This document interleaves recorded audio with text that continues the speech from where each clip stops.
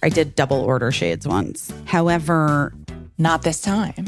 Thank God. Because I actually did think I was fucking losing my mind. And yeah, you'd start to be like, this is like a part of my identity. Like I'm a chronic shade orderer. I don't know what I'm doing, but I'm doing my best.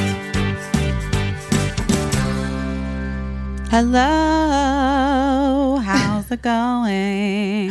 It's going great. We're here together, actually facing each other. We're facing each other. We're in person. In person. In person. Last time we recorded this podcast, I don't know that we even knew that we would be in person, but we can't even talk about why we're in person. So annoying. It's annoying. It's annoying, guys. Just know that we want to tell you. Just know that we're dying to tell you. Yeah. But that's how it goes. Just know that in business, until the contracts are signed, we are business women making business happen. We're trying. We're fucking trying. We're trying. We're literally trying. So you know that we're trying. So hard. People are always like, will message us every week and be like, you guys should try. And we're like, we're trying. Are. We're actually trying. We're trying so fucking hard. No one is trying harder than us in this moment in time, I don't think. Well, I mean, you know. I mean, who knows? We never know. But we can tell you that we are, all those things that you're wanting us to try, we're trying. We're trying. We're doing our best. We're here in person. We'll see what happens. Maybe we'll have some exciting things to tell you soon. Maybe we won't. We don't know. Maybe we don't know. We'll have something to say at maybe some we'll point. Say maybe. Yeah. I mean, I guess even if it's not exciting, if it's like if it all falls apart and whatever, we'll just be like, well, guys, here's what happened now. Here's what happened. Here's what happened now. We have historically been the kind of people that have maybe said something before we were supposed When to. When did we do that? When? I feel like there have been times when we've like, you know, jumped the starting line a little bit on some things, and then people are like, whatever business person you're working with is like, no, you have to, like, you can't say that or whatever. 'Cause you know, we're excited, but this time we're not gonna say anything that we're not supposed to say. Unless I do accidentally. Think one time Tina Fey did ask me not to say something about the TV show that I'm still on that I can't talk about because of the strike. Right. And I was like, oh, too late. I already talked about it on the podcast. Okay. All right. All right. Okay. I'm just not going to, I won't bring that up. I'm not going to bring that up. Oh my gosh. I'm not going to bring that up. It's hard. There's always rules, right? There, you know, and sometimes they don't make sense to you, but I'm sure they make sense to whoever laid the rule down, you know. But well, in this case, I do think it's fair for us not to say anything until we've got until there's something to say. Yeah. Yeah. But anyway, you're here, so it's nice. It's nice to see you in person. It's nice to hang out. You came with me last night. I did the rescheduled book talk for Andrew Rannell's book, Uncle of the Year. Yes. And that was really fun. He's so fun. I know, he's delightful. He's a delightful baby. Really just made of charisma, that guy. He really is. He's so sweet. And Gutenberg the musical is so great on Broadway. If anyone is able to come and get tickets and go see it, highly recommended. Highly recommend. Yeah. Other than traveling for things that we can't talk about. I don't know. How's it all going? How are you feeling? It's good. I slept well. We had a little sleepover at Casa Kismet last night. Well, Gina really threw me for a loop because she decided that she was going to sleep with Caissie last night, not me. And I don't know what I did to deserve such treatment, Gina. She's sitting here allowing me to stroke her belly. Of course. She was being a good hostess. I guess she is. She didn't want me to get lonely. That's probably true. She is, honestly, she's a very considerate girl. She was very sweet. And I appreciated that. I appreciated that she was there and she didn't try to keep me up all night talking. No, she likes to, when she's ready, it's time for sleep. She's ready to go. I envisioned that, like when I woke up and saw her on the end of the bed, I envisioned that she probably at some point meant to leave me and go join you, but she just was like sound asleep. And I bet she woke up and was like, oh no, I never, I didn't mean to stay here all night. I don't know. For whatever reason, she likes that bed better. I think it's lower. Oh, maybe. Maybe I need to get her stairs. Yeah. Oh, I love dog stairs. Me too. I do love a dog stair. I do. Then we had the kerfuffle this morning with the men.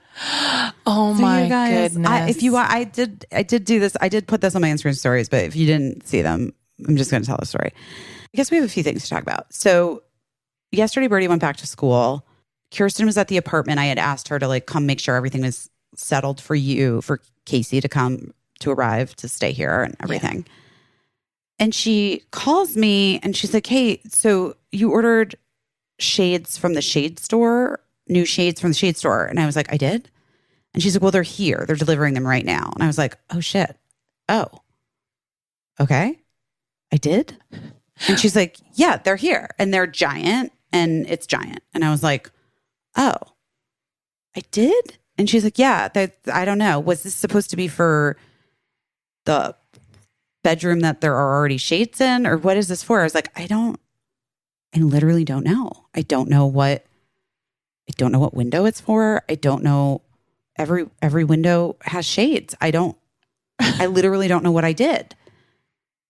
And then I was like, well, I guess, is it possible I just ordered them online at some point, like right after Kate passed away, like in August, in because a fugue state. Yeah, because I think grief is just weird and like, yeah, I don't know. Maybe I like actually just didn't know. And she was like, okay, well, they're here. And I was like, well, could you call the shade store and see is someone installing them? I'm so confused. I don't even understand. And she's like, yeah.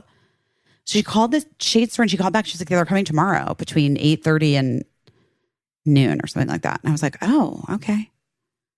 Still so weird. I don't understand. Okay. I guess they're for my bedroom. I don't know. My shades, I will say my curtains in my bedroom it's not enough curtains. Right. You were just saying that. I do need new curtains in my bedroom here at the Kiz. So I guess I don't know. It's very confused, you guys. The guys showed up this morning. They were so nice, such nice Showed guys. up like right on time. Right. Usually when they give you that window, they're not coming until like 5 minutes after the window closed. 8:30 a.m. buzz. They come up. They're like, where are these going? I was like, well, I don't know. But I guess in my bedroom, I guess. And he's like, oh, so you want me to take down the curtain rod? I'll take down the curtain rod and put up this shade, this giant shade. And he was like putting this stuff up and he's like, I mean, it's like weird. They measured this. It's like weird. It's like 9 extra inches or something. I was like, yeah, I mean, I don't know what I did. Then I was like literally crying. You didn't see this part, but I started crying because I was just like, such an idiot. Like, who does this? Like, I mean, what happened? Why am I not, what's going on? I took a walk. I took Gina for a walk and I got coffee and I came back. The guys are still putting the shades up. And I went in and I was like talking to Caissie for a little bit. And then I went and I like looked at the packing slip and like the invoice that they dropped off yesterday when they dropped off the shades. And I was looking at it and then all of a sudden I'm like, that's not my name. That isn't my name at all. Not even a little bit close. Is that my name. No. Not even close, but I actually know whose name that is. And it's the woman who lived in this apartment before me. Right. And I'm friends with her. I know her well. And I was like, so the guys are literally almost finished installing these gigantic draperies in my house, in my bedroom. And I'm like, whoa, guys, hold up. These are not my drapes. He's like, what are you talking about? I was like, these are for Sarah. who used to live here. And I bet it's for her new apartment. Right. And I bet that she was like in the system or something and they just had her old address. And for whatever reason, I don't know how this happened exactly. Yeah. Except that here we are now. And they were like, this has never happened before. And then the guy goes on his like work phone that has, you know, all the information in it. And he's scrolling through and he's like, hold on. And he's scrolling through. And then he's like, oh my God, I actually see the right address. And he told me, he's like, do you by any chance know where she moved? And I was like, I actually do because I know her. Right. And he said the address and I was like, yep, that's where she moved. And he's like, it's like weirdly buried. They still have this address as the primary address. Her new address is like weirdly buried in a note. Yeah. In the file. He's like, this is insane. I'm so sorry. Then they had to take down all the stuff, re-put my curtain rod up for me. Thankfully, they did that. That was nice. That was honestly. nice. Yeah. And now here we are. I do have Sarah's gigantic curtains just in my hallway. In your hallway. But I texted with her and she's like, oh my God, I've been trying to the shade store and I've been trying to figure out where my package is. It was signed for and delivered. I was like, yeah, my assistant signed for it for sure. 100%. She definitely signed for it. Wow. I will say the name of the shade store always makes me laugh because it's like the shade store called and said, you suck, you know, like that's the joke that everyone always makes about the name of the shade store. The employees of the shade store or the men that work with the shade store, they were not shady at all. All I can say about those two guys, I would have invited them in for lunch. They were so nice, those guys. They were so nice. And they, to be honest, they could have been shady. And they could have been fucking annoyed and rude about this mix up. Like, why are you just looking now at the name on this thing? Right. They were so kind and so nice. And I just, guys, no, we have no skin in this game. Yeah. But shout out to those guys from the shade store. Yeah. They were really nice. And they didn't make me feel like an idiot. Yeah. They were just like, okay, see you later. Well, they understood that it was like basically someone at the shade store's situation issue. Here's what I'm going to say. This is a timely reminder because I have had this happen in the past. And one time it happened to my mom too, when she was trying to send something after we moved. You know, most online retailers, when you order something online, if you ever send something to a friend or whatever, it retains that address. And sometimes it will check off like the wrong address that they, you know, this is where you sent something last time. Do you want to send it here? And it's easy to skip over that step. So I'm guessing it retained her old address where she maybe had something sent in the past and she either missed it or it didn't even ask, like, is this the address that you want to use? But I noticed that like more and more e-retail sites are keeping every address. I know because like one time I sent a mug to a friend who's like the level of friend that you would send a mug to, like for a birthday or whatever. Mm-hmm. And then whatever website that was then assumed that everything I ever wanted to send anywhere was to that same address. And I had to like delete the person's address out so it wasn't my default address. I also want to say like anything, especially because the holidays are coming up. Yeah. You guys just double check your addresses. This is so important, you guys. This is so important. It's not important, but it will save you a lot of frustration. It will. Well, because that's very stressful. This was bizarre. This was like this whole thing. It was a perfect storm of like insanity. Just weirdness. Yeah. It was just like also that I just was like, well, yeah, I guess I did that. Right. I guess I didn't remember. You had some shades in the past that you didn't remember ordering, right? And so we were saying that did happen once. That did happen once. I did double order shades once. Right. Yeah. So it wasn't out of the realm of possibilities for me to have done this. Right. However, not this time. Thank God. Because I actually did think I was fucking losing my mind. And yeah, you'd start to be like, this is like a part of my identity. Like I'm a chronic shade orderer. Like once you do it twice. Once was bad enough. But the second time I did it, it's enough. It's enough. Yeah. Yeah. Anyway, it was all resolved. It's fine. It's fine. So yesterday was like a big day because Bird went back to school and I coordinated my flight coming in so that you could pick me up at the airport as you were dropping Birdie off. Yeah. You're such a good airport picker-upper, by the way. You're like... I believe in it. You really do. It's I like an ethos of who you are as a person. Listen, not in LA. I'm not picking you up at LAX. It's not happening. That's just 100% not happening. I picked you up at LAX one time, and it was the first time I'd ever picked anyone up at the airport. I remember that was so nice. But it was also during COVID. Yeah. So it was scary I couldn't have somebody... I didn't want to get a car, right? Wasn't it? Yeah, you were like, I could take an Uber. And then I was like, no, don't do that. Because like, I think it'd be like as stressful as it would be to have like a nervous driver who's never done this before picking you up. I think it'd be more stressful to be like in the back of an Uber and you don't know like what the person's masking policy would be or whatever. So anyway, but picking someone up at the airport, that's like legit. That's a thing. Well, I also think it depends on the airport in New York. Yeah. Newark is just not that far from it's a the good west airport. side of Manhattan. It's a good airport. So it feels very easy to get out there most of the time.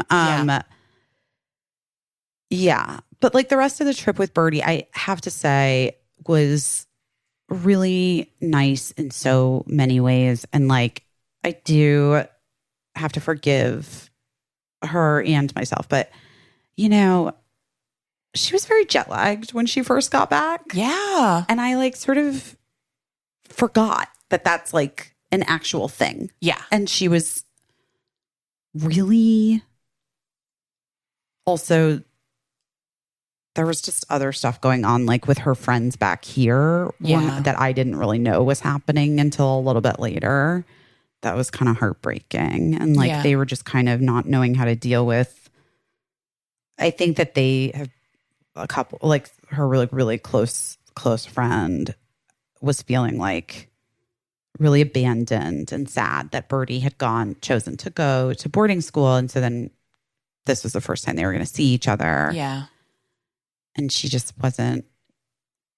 Birdie kept trying to like make plans and she was just like, I'm busy. I have stuff. I'm busy. And she like didn't invite Birdie to go to any parties for Halloween. And she didn't. And it was really like heartbreaking for me. But Birdie was like really kind and like giving her she was just giving her a lot of like, she was being very generous towards her friend. And so if that meant that in moments she was not able to be generous towards me. Yeah.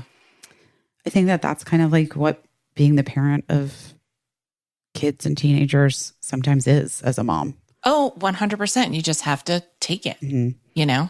But I will say this. There was like some person who left a really nasty comment on our Instagram about Birdie being a spoiled brat. And it made me want to like literally never talk about my children again, never like stop doing this podcast, stop talking about my life, because like I do it with honestly, I'm going to be just very fucking real. We both do it generously. Yeah. And with the understanding that it will be received with generosity and understanding as well from you, our listeners. And like my kid is like not for anyone to debate. Like it's like not for the way that she is or the way that I'm saying she is in this moment or whatever. It's not for discussion on a comment online. Do you know what I mean? Yeah, well, it's like whenever anyone's talking about anything for that matter, you're talking about a moment and like your experience in the moment. It's not like an indictment on who someone is. It's not a summation of you're just talking about like, this is what happened yesterday and like tomorrow will be different. So it's just like, it's not for anyone to make a summary judgment. And also, I don't know, it just be kind. Like we're just being kind to each other, or we're trying to. It's a reminder to me to be kind. And like, if I ever get into a position where I think I'm making like a judgment on someone based on like the smallest information that I was given, even if it came like straight from the horse's mouth, it's just a part of a picture of something. You're just talking about a moment in time. Just the same as like when you talk about something amazing that happened, it's just a moment in time. It doesn't mean that your life is perfect 24/7 because you had a good time at an event. And it doesn't mean that your life is a disaster because you had one disastrous day where you were sick and your kid was jet lagged. And, you know, it just doesn't mean anything. You're just talking about one moment. We just have to stop trying to summarize who people 100% are based on talking about one afternoon. Yeah.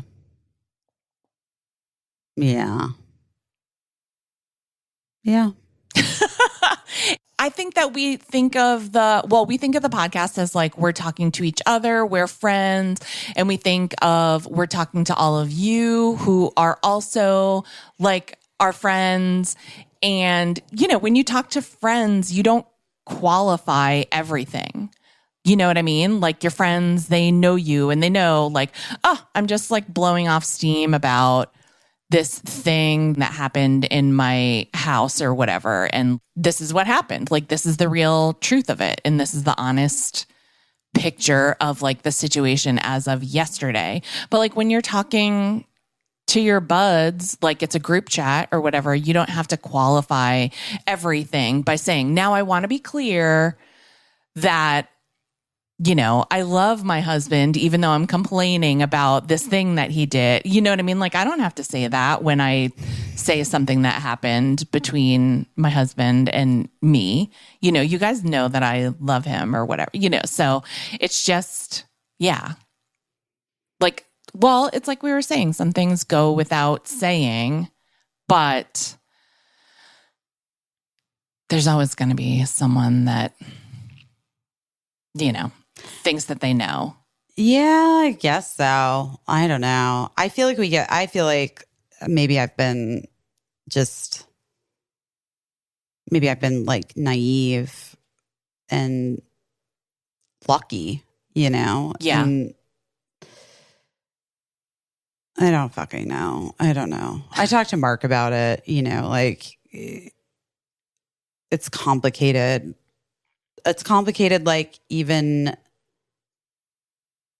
I mean, for a myriad of reasons, right? Yeah. Yeah. I don't know what the answer is. Caissie, I don't know. I'm like, I'm tired, you know? Yeah. I can understand that. And I said to you earlier, like, I like genuinely, I just wish there was like a spell where we could like make things a little easier. Right. Yeah, because it's just a time, right? It's just a time where, and I've been having days where, like, aside from everything that's going on in the world, just in my own personal life, I just feel like I can't even complete one single thing without a wrench getting thrown into the works. Like fairly simple and straightforward things. And so, yeah, I heard you. I wish there was a spell where I could just be like, could this be like, could like one thing or two things be frictionless, you know, just like very easy, automatic, like things that you should be able to go on autopilot for, like ordering shades or, you know, getting a document sent to you by someone who owes you a document in the mail, you know, could that just happen? Could that just happen with ease? And like, I don't know. I mean, I don't know and I do know, like I could say I don't know why this is happening, but obviously like everybody is very distracted and everybody is scrambling to prioritize things in some order that is mysterious to everyone except for them. People are just doing like what they think is right, I guess, whether it's whether it is actually right or not, people are just doing what they think. And it's not frictionless. It's not frictionless. It's not frictionless. That's for damn sure. Anyway, I think this podcast is going to be short today. Yeah, because we're supposed to maybe go somewhere, but. And I have to do things before we do. And you have to do things before we do. Yeah. And we had a really nice talk with Cleo Wade, guys. We actually talked to her last week. So just so you know that, not just full disclosure. I'm just saying full disclosure, not that it matters, not that it's going to impact anything necessarily. I really enjoyed our talk. As you probably know, Cleo Wade is a writer and a poet and an artist and an all-around interesting person and thinker. And she had a lot of really great things to say, and we had a really lovely discussion. She also has a new book out. I loved her first book, Heart Talk. Is that what Heart Talk. Heart Talk is the first one, and I just think I think a lot of times her poems, her poetry, really like gives me a lot of. Like a place to go, like a soft place to go. And her new book is called Remember Love, which, again, I do feel like is a thing worth remembering, especially on our very worst days. Anyway, she's interesting and incredible. And I think you guys should take a listen and you're going to enjoy it.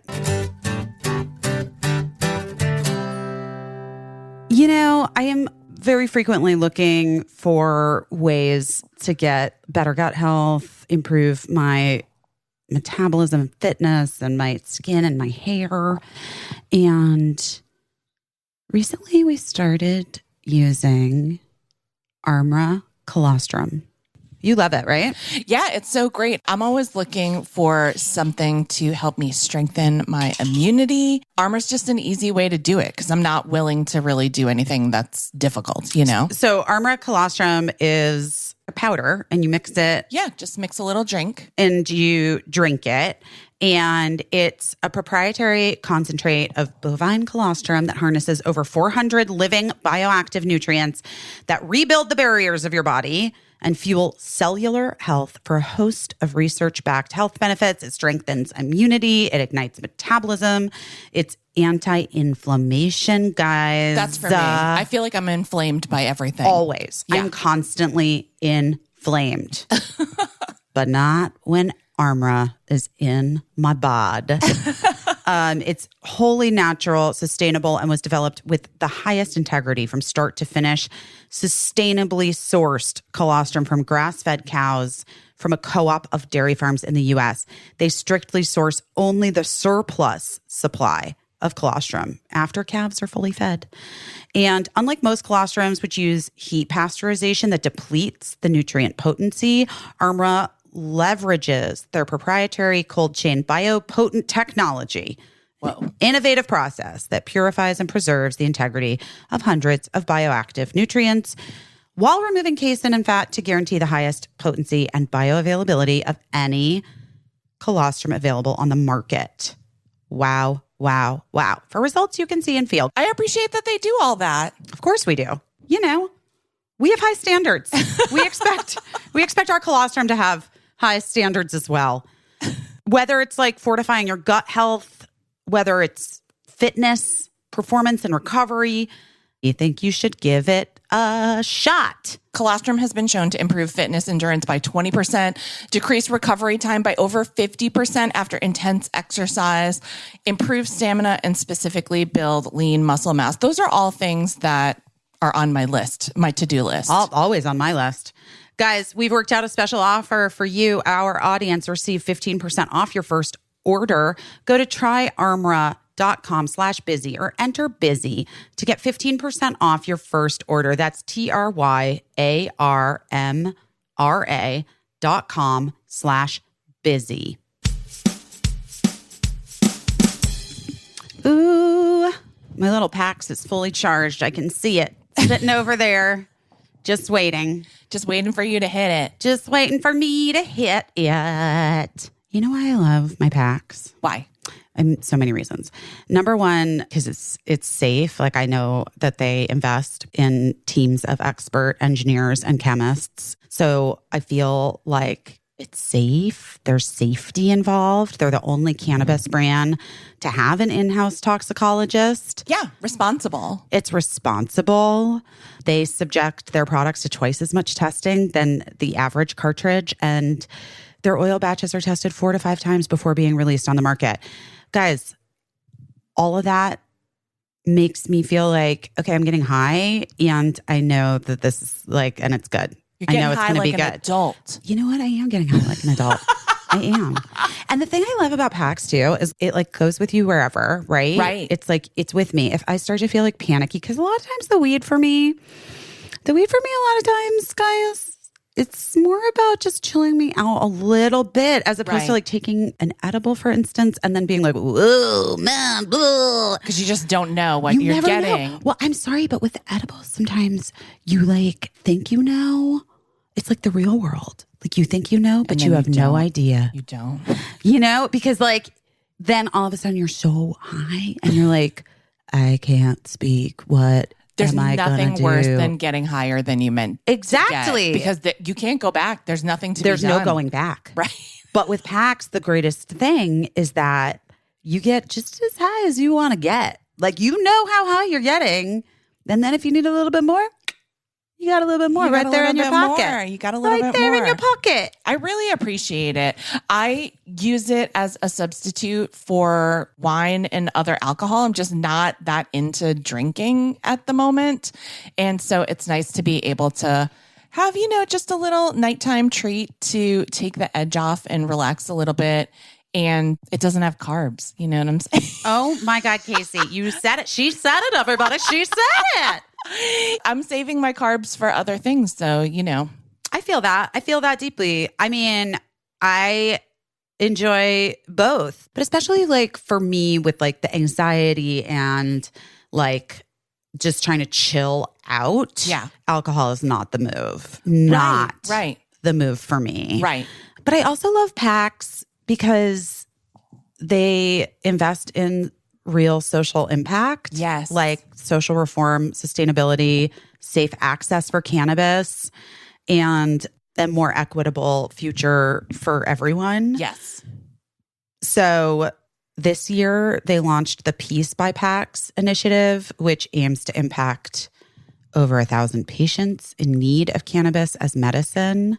They also partner with Weed for Warriors, This Is Jane Project, The Last Prisoner Project, and many others. And they have donated millions to date in support of the good organizations making an impact in the cannabis industry and beyond. And I'm just like, you're going to get high, right? If getting high is your thing, it's mine. And if it's yours, I highly recommend a Pax device because you're investing in quality and safety and sustainability. They're a leader in the cannabis space. They have been for so long. They've been doing it longer than almost anyone else. Right. They're committed to pushing the envelope, improving industry standards. And it's just like a solid product. You know what you're getting. It's really good and well tested, and you don't have to feel like nervous about anything. Right, which I think is probably the case for a lot of people who are curious about this. So it's discreet. If you're canna curious. Yes, if you're canna curious. Is that a saying? Because if not, I just made it up. Pax. You're welcome. You're welcome, Pax. Guys, You can purchase the products online at pax.com or at a local dispensary or head shop. I just feel like you may as well just get into it a little bit. Also, my Pax is cute and it has my name on it. Treat yourself. Just treat yourself. Get it personalized. Put your name on it. This is for use only by adults 21 and older. Keep out of the reach of children and pets. In case of accidental ingestion or overconsumption, contact Poison Control Center. Consume responsibly. Visit pax.com/busy for 15% off your first order. That's pax.com/busy for 15% off your first order. Hi, Busy. Hi, Cleo. How are you? So nice to see you. Thank you guys so much for having me. Of course. We're thrilled to talk to you. Thanks for being here. I feel like, Cleo, you're an artist who in these times, these last many years of like varying degrees of tumultuous trying to get through our day while also dealing with like the enormity of the world. Yeah. I do feel like your writing always brings me a little slice of peace. So thank you. Oh my gosh. Thank you.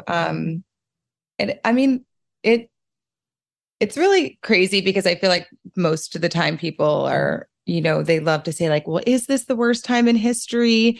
Is this because we look at how in history we consistently let ourselves down as a human race, and don't honor each other's lives. But this is the first time in history where everything that happens in every corner of the world is in the palm of our hands to see at any given time.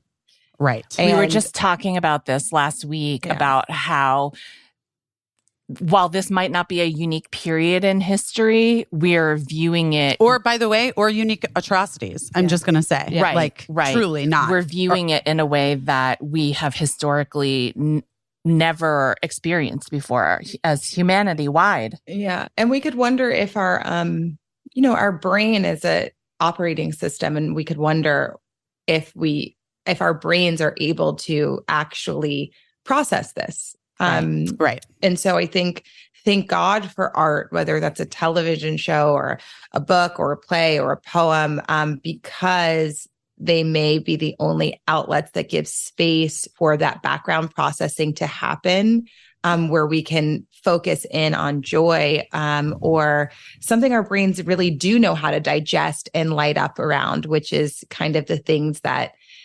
strike our spirit or entertain our souls or make us laugh or make us cry. And so it is, I think, a time to really focus on the power of art really helping us through as a tool. Is that a thing that you return to yourself? And if so, like, what are the things what do you turn to? Like, whose art do you gravitate towards? Like, what kinds of things are you into? Truly. I mean, it could be for me, there was so much, I reread so much bell hooks over the past few years, but I also reread a ton. I reread Heartburn by Nora Ephron a month ago or 2 months ago. And I hadn't read that book in 10 years. And, you're reminded of the vast contrast of things we need to feel like whole and excited. It's just like you don't have like one friend who delivers one thing over and over again to you. Do you know what I mean? Right. Oh yeah. And so 100%. It's like you want the thing that is like the varying experience. And so I think in that, I was thinking about even how like during the pandemic, I really relied on, something that really got me through was that Fran Lebowitz doc, Pretend It's a City. Did you guys watch that? God. Oh yeah. Yes, it was amazing. It was amazing. It was like, because I hadn't been personally connecting to my own curmudgeon-y, grumpy friends that like excite my brain, but you remember that like the spice of life, it's a little bit of everything that makes life feel like a worthy experience. And And so whether that's like I watch, I mean, the other day my friend DR was over and we were just like decompressing, and we were like, yeah, I mean, I guess the only thing to do is watch The Holiday. Do you know, like it's a, you know, I just was joking with someone the other day that I was like, thank God it's only November, because only holiday movies could get us through the end of this year. Like the idea that we can just wrap our homes in different lights and have these different scents and like focus on family and in person as a culture, regardless of what your background is. Like there just is this end of the year gathering that happens. Yeah, for sure. And movies about love and that are light. And, you know, I was like, thank God for November 1st. I've been very into like comedy specials in the last couple months, truly, and like absurd comedies. But Chris Fleming, we had Chris on the podcast because I was like, Chris has gotten me now through some really dark times, and I like just go back and watch little clips from it, and it makes me so happy. Love it. That's what art is, right? Art is about making sense of these, like, I mean, to me, like poisonous feelings, you know? It's about sort of separating everything out. It's about escaping sometimes. It's about making sense of things sometimes. And it's interesting, Cleo, like what you were saying about how we have this unique lens on everything. I also see a lot of people saying like, why are you caring about this right now? Why are you talking about this unimportant thing? And it's like, because that's how like I'm existing. You know what I mean? Like taking a moment to care about a funny comedy special or holiday decorations or whatever. What do you think about that? About like the holding both things? Well, I think what ends up happening is people, you know, decide and it's not it feels obvious that a lot of people would come to this unless you intentionally don't want to do this with your kind of judgment system, is they start to think that the only ways you're existing are online, and the only conversations you're having are online, and the only things you're doing that have to do with things you care about or want to help out or chip in on in any way is happening online.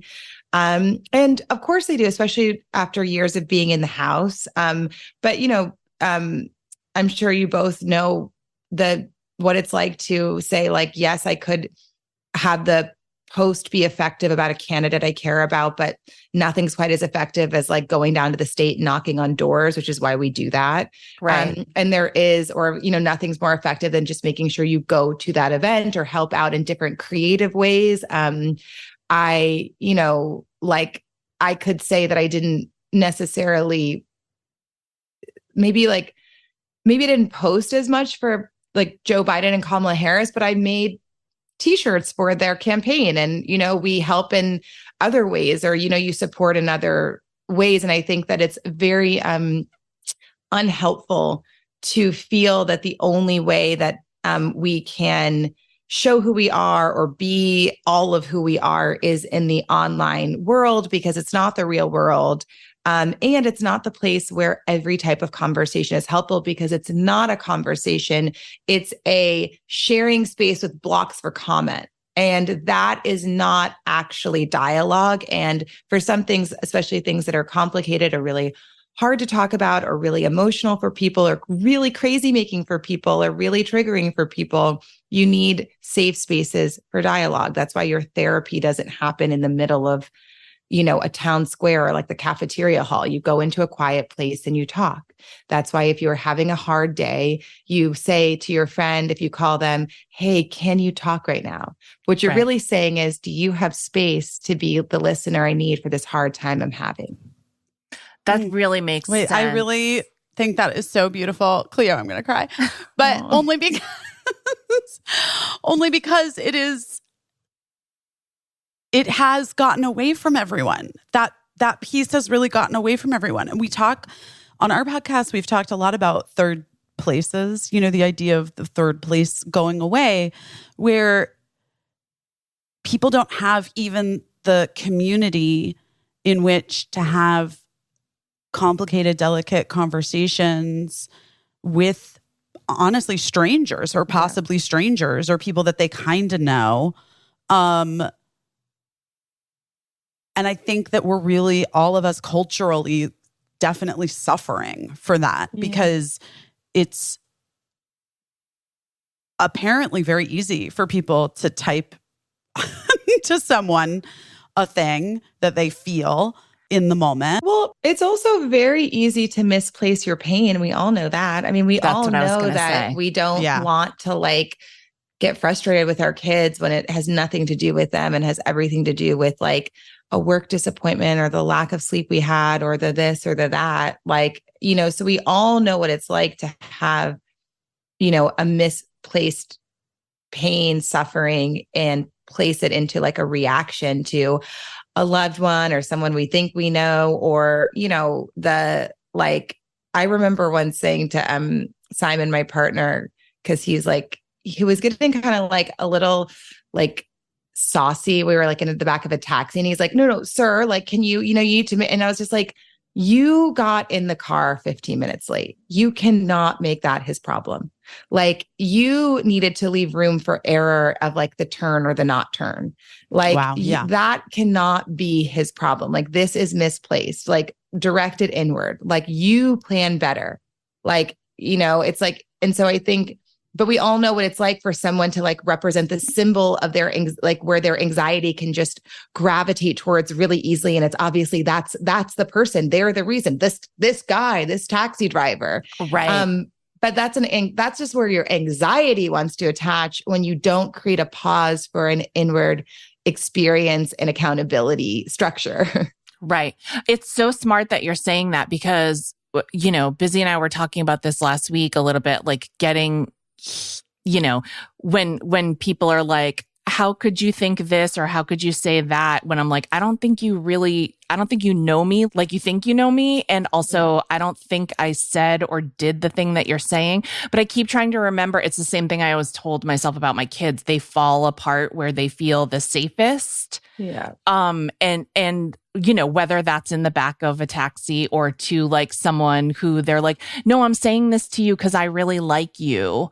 And so I have to channel this bad feeling that I have, whether or not it's accurate. And really gigantic feelings make us irrational listeners.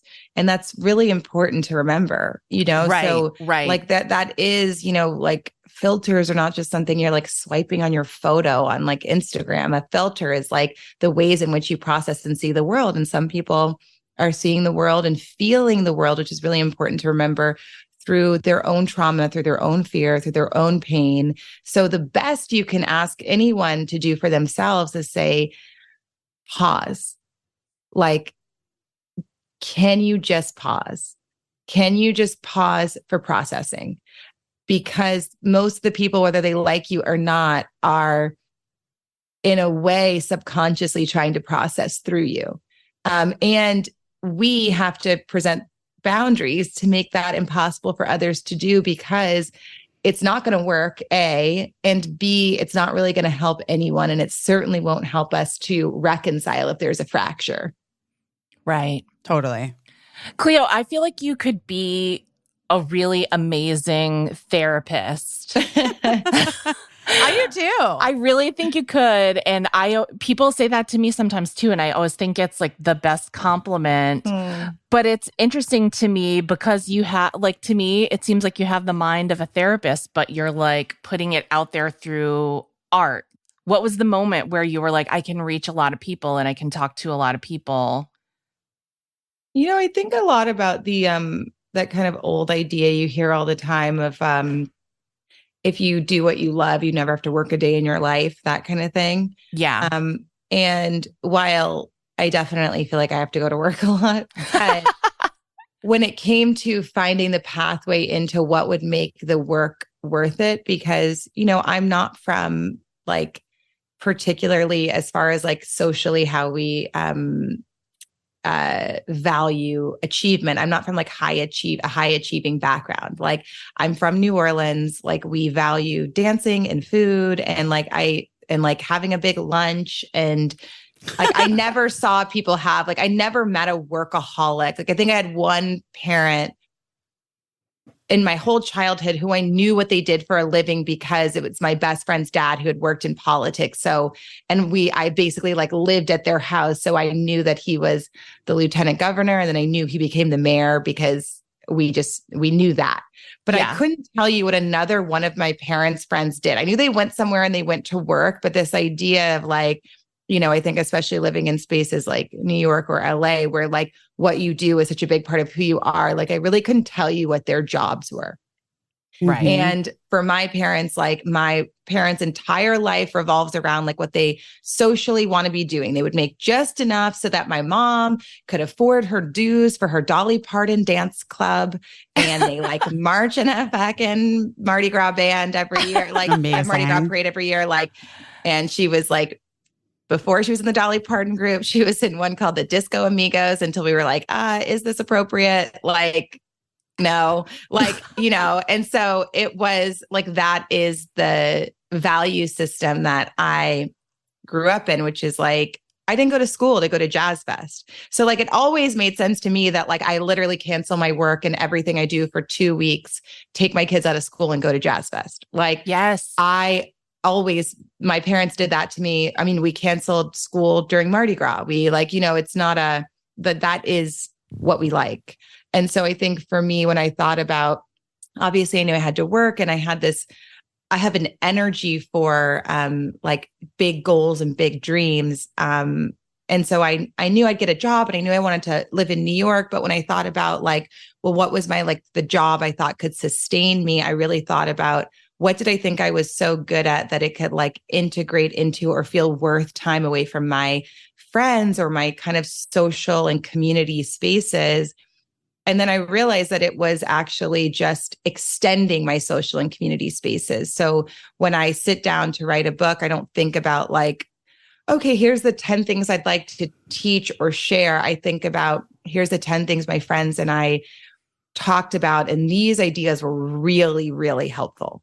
They either really helped me or they really helped my friend who, came and sat down in my living room every single night for, 6 weeks as she went through her divorce. Like we felt like you felt the energy of the cells in their bodies changing from this idea. Right. And it really helped them get to the next phase of that transition or change. And so to me, I think more about how I live in the community I live in, kind of really process and do a lot of that processing work. And then I put it into my books, which is the same, I think, with, people would say that to me about Instagram all the time. They'd be like, how do you like just write the positive thing, even in the worst circumstances or da-da-da. And I'm like, well, I process because I don't feel that my space, I feel like actually the unprocessed stuff can be really helpful because it really helps people to not feel alone in where they are in their processing. But when I consider what I want my personal offering to be, it is something that is processed so that it can actually hold a space for somebody. And I think that's a very different modality for the online world because I don't think that's the offering most people work towards. Right. You're very thoughtful.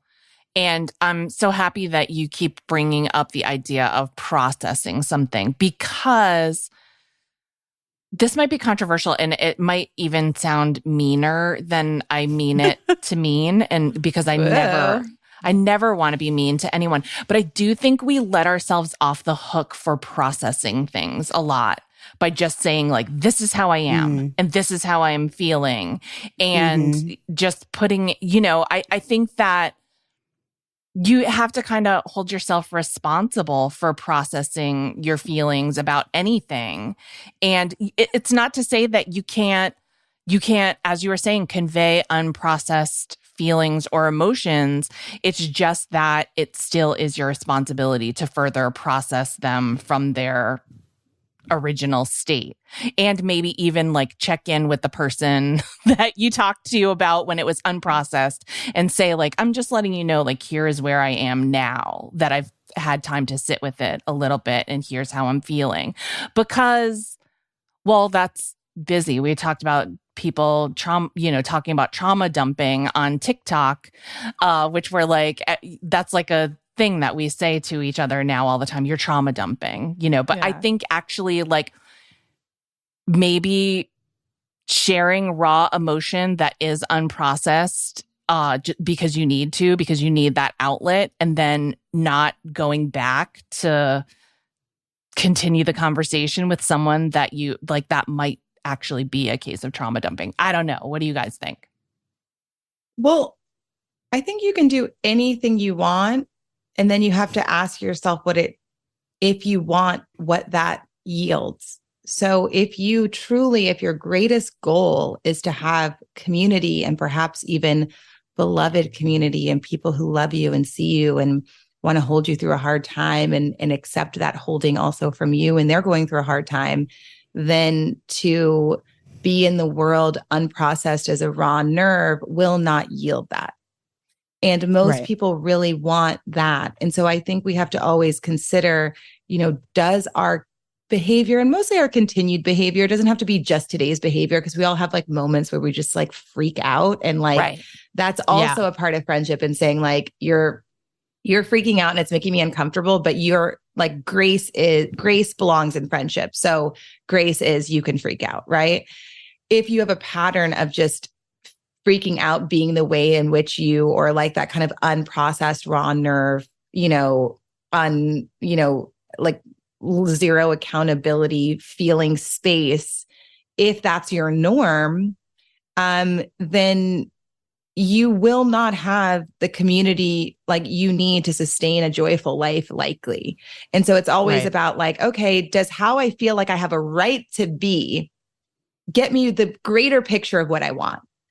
And maybe you don't want that community, and you'd rather just say like, I'd rather be able to act however I want, and that's what I want more, and that's what you'll have. Right. Yeah. I mean, I think that there's like what Cleo was saying too. Like, I think there's room for all things, right? Like, I think that sometimes that unprocessed expression can feel really bonding, because especially if like everyone is trying to figure something out or process something. And some things belong in community to process, by the way. Yes. Right. Grief is easier. It's never easy. Grief really benefits from community. It just does. Heartbreak really benefits from community. It's just like, but you can feel however you feel, while also creating the right boundaries in a space for however you're feeling to never turn into violence against another. And violence could be trauma dumping, right? Because that is that is something where like the idea of a dump means that there was not consent. So that means that somebody didn't say, hey, I want to hold this. I'm like, let's have a receiving, where like things aren't always balanced in, you're bringing 50% and I'm bringing 50%, but there was a decision we all had here together. Yeah. Yeah.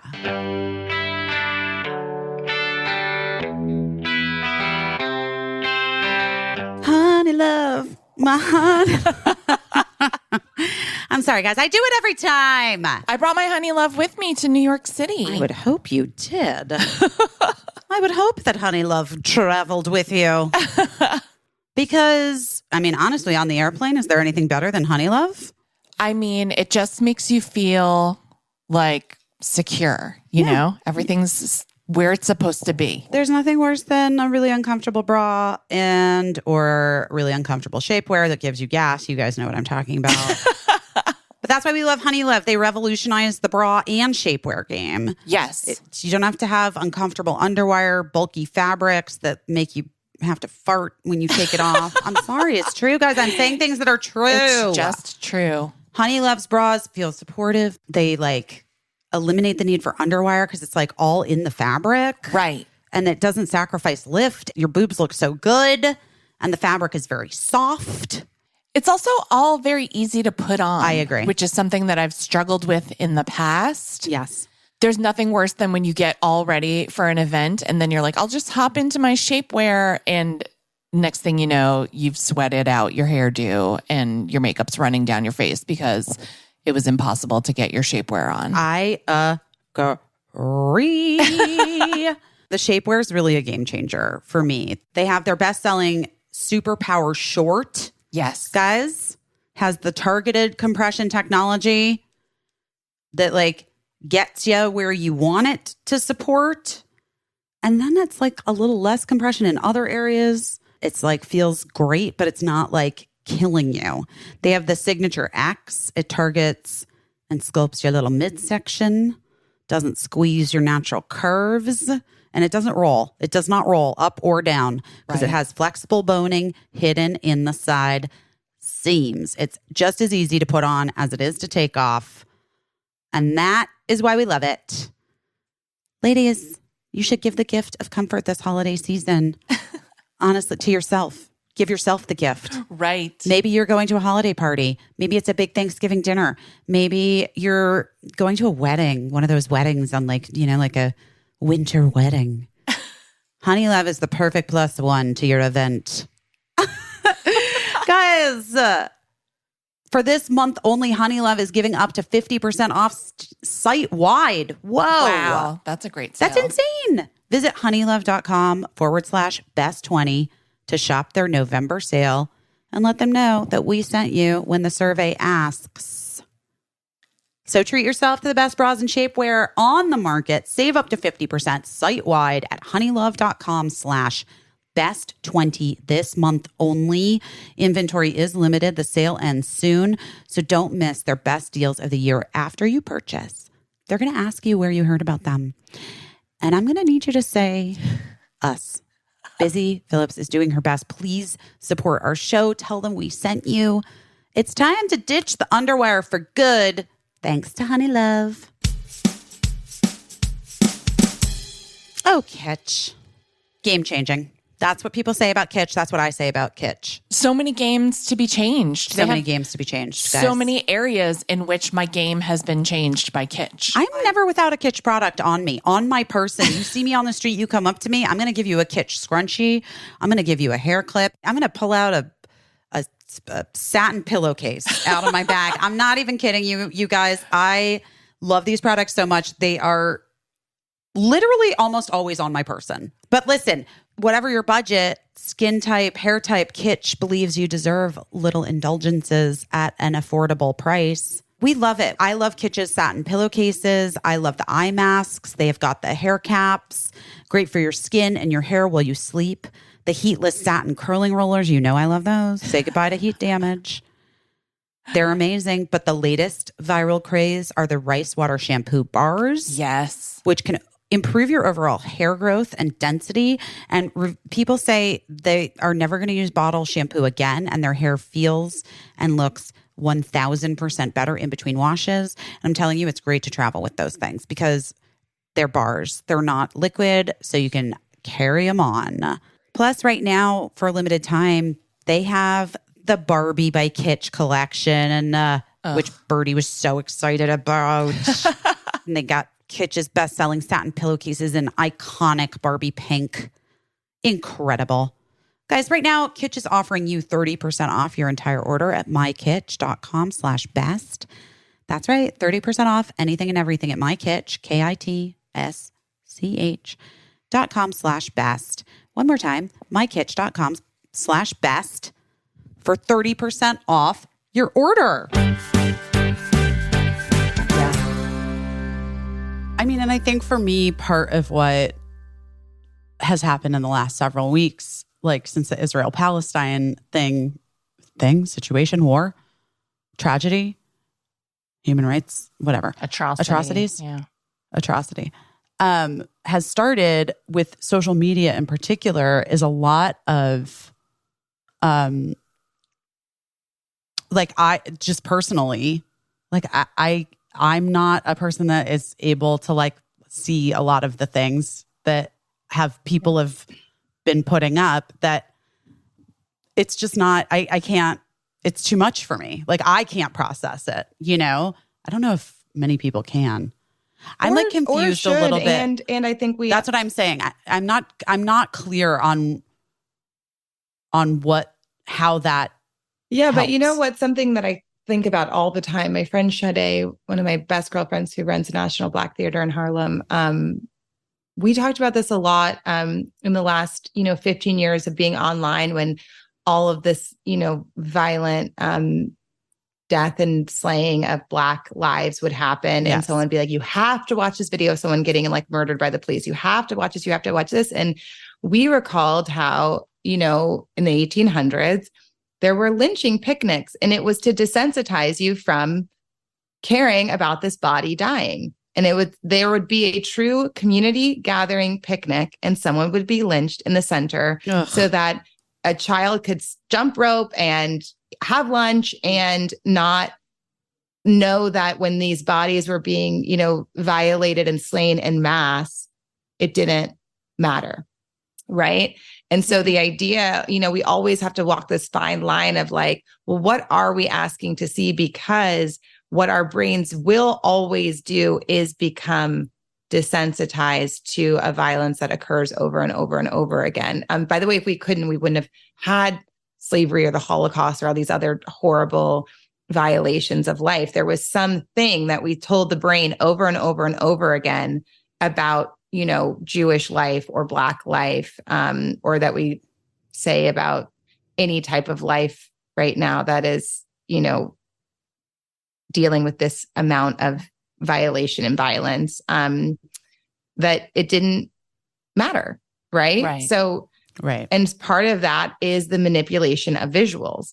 And so perhaps for some reason it is opening their eyes. I don't know, but I think there is this conversation to be had around, is this constant flow desensitizing, or is this constant flow opening, or is it traumatizing so that you're just actually trying to slam the door so it's more tightly shut than it was before? Mm-hmm. I think it's really hard to say what, works for aid, for help, for things, and what doesn't. And it's really hard to say like what social media's place is in any of these movements, because I think, originally how Twitter, Instagram became useful in activism was because they were reporting on things you would have otherwise not been able to like know or see. And so that way the media, the powers of be could be forced to recognize them. And, and I think that has helped a lot in a lot of different ways. But I wonder if now that social media is no longer on a timeline and it truly are these like siloed algorithms, which, Twitter is not still, I think. I don't even know what Twitter is called anymore, but I think it is still just on a timeline as like far as if you follow someone, it just comes out. But Instagram is not. So we do have to ask ourselves, like, are we swirling around in either like a shared opinion and a shared visual? Like I noticed that the most when I found that like, if someone who is like very well known passed, whether it was of old age or recently, like, early loss, you'd open your Instagram and you just see their photo everywhere, like every single person posting. And you're just like, wow, is like the whole world posting this one person's photo of like loss, like of them passing, like where you're entire. But if you think about a newspaper, like the obituary would just be one page. Right. Mm-hmm. And it's beautiful to have these tributes and these stories and these things. But like when RBG died, it was just like, but that's to me when I realized like, wow, what makes Instagram useful now? And I love it for that. But it's like, ultimately, like, I wonder now, like, is Instagram useful for activism? I don't know. Like, is it perhaps, more useful for like creative expression? I don't know. Like and again, doesn't mean it's not useful for any of those things, but I'm thinking of like what makes it feel more purposeful as the landscape of it has radically changed over the past, 10 years. Well, I think what you were saying about the siloed algorithms is so interesting because I think it's a thing that people don't necessarily think about or they don't realize maybe they're thinking about. But like the purpose of the algorithm is to serve you up what it thinks you want and to buy. And so ever and to since buy. kind of shopping came into the space, because what I'll say about, while like I'm not on TikTok, but it's not totally marketplace centered in the ways that once Facebook bought Instagram, it is. So a lot of this is centered on what you buy, and a lot of when you boost something, it's to center something you're selling. So it just really has, the second it stopped being a timeline centered app. Right. And I don't think it quite has the same, it's not mining for the same information as TikTok, because TikTok wants all of your behavior, because that's what that's the, kind of information that an app based in China would want to have. It's less concerned with kind of just pure capitalism and making that money, if that makes sense. They want the data. No, yeah, it totally makes sense. But I think that whatever it is, it's some kind of formula. And I think sometimes, I might sound like a paranoid conspiracy theorist, but I think sometimes that formula is experimental in what's being shown to you versus what's being hidden away from you. But I don't think that anyone is still fully acknowledging that it is a formula where something is being intentionally shown to you while other things are being intentionally not shown to you. And so that affects people's perceptions. And the best thing you could have is friends to connect with offline who wouldn't in a million years share your algorithm. Because I'll tell you right now, my best friend, Stevie from New Orleans, just does not, we truly could not have a difference in based on whether it's who you follow or whatever, but it is so different that the amount of times I have a conversation with her and she's like, who is that? So it's really great to ground you in that, your algorithm is not the world by being in the world. Right. Yes. Right. I agree. That's so smart. Okay, wait. So let's talk about the book. The book just came out. Yes. Congratulations. Congratulations. Thank you. A new book, baby. And I love that it's called Remember Love Words for Tender Times. Yeah. We are in tender times. I didn't when I wrote it, I didn't consider that I was speaking to a collective tender times as much as something I really wanted to do with Remember Love was allow people the space to return to themselves. I think when the world feels that it's in continuous catastrophe, we feel like I'm not allowed to think about the trouble I'm having with my daughter or the, my marriage or my best friend breakup or my this or my that, because my issue is a 3 in comparison to the 10 that looms over this country or the world. Right. And the problem with that is it's all important. And who are we and how are we caring for ourselves if we don't if we are not in a space of judging our problems? So I really wanted to create something where we could release the judgment we had around whether we thought our problem was worthy or not, and instead love ourselves. And so to me, the idea of being able to love yourself is just to be in relationship with yourself with the complete and utter absence of judgment for whatever it is. And just say I can send love there. That's my biggest thing. It's one of the hardest things that anyone can do is to, I hear it so frequently. I was just talking to a good friend of mine over the weekend who was in town, and we were taking a walk, and we were discussing how it's so much easier to be generous to the people you love around you than it is to be to yourself. When you're going through a thing, when you feel like you've regressed in some way or whatever's happening, that piece is so hard. Finding compassion, remembering compassion for yourself is so tricky. Yeah.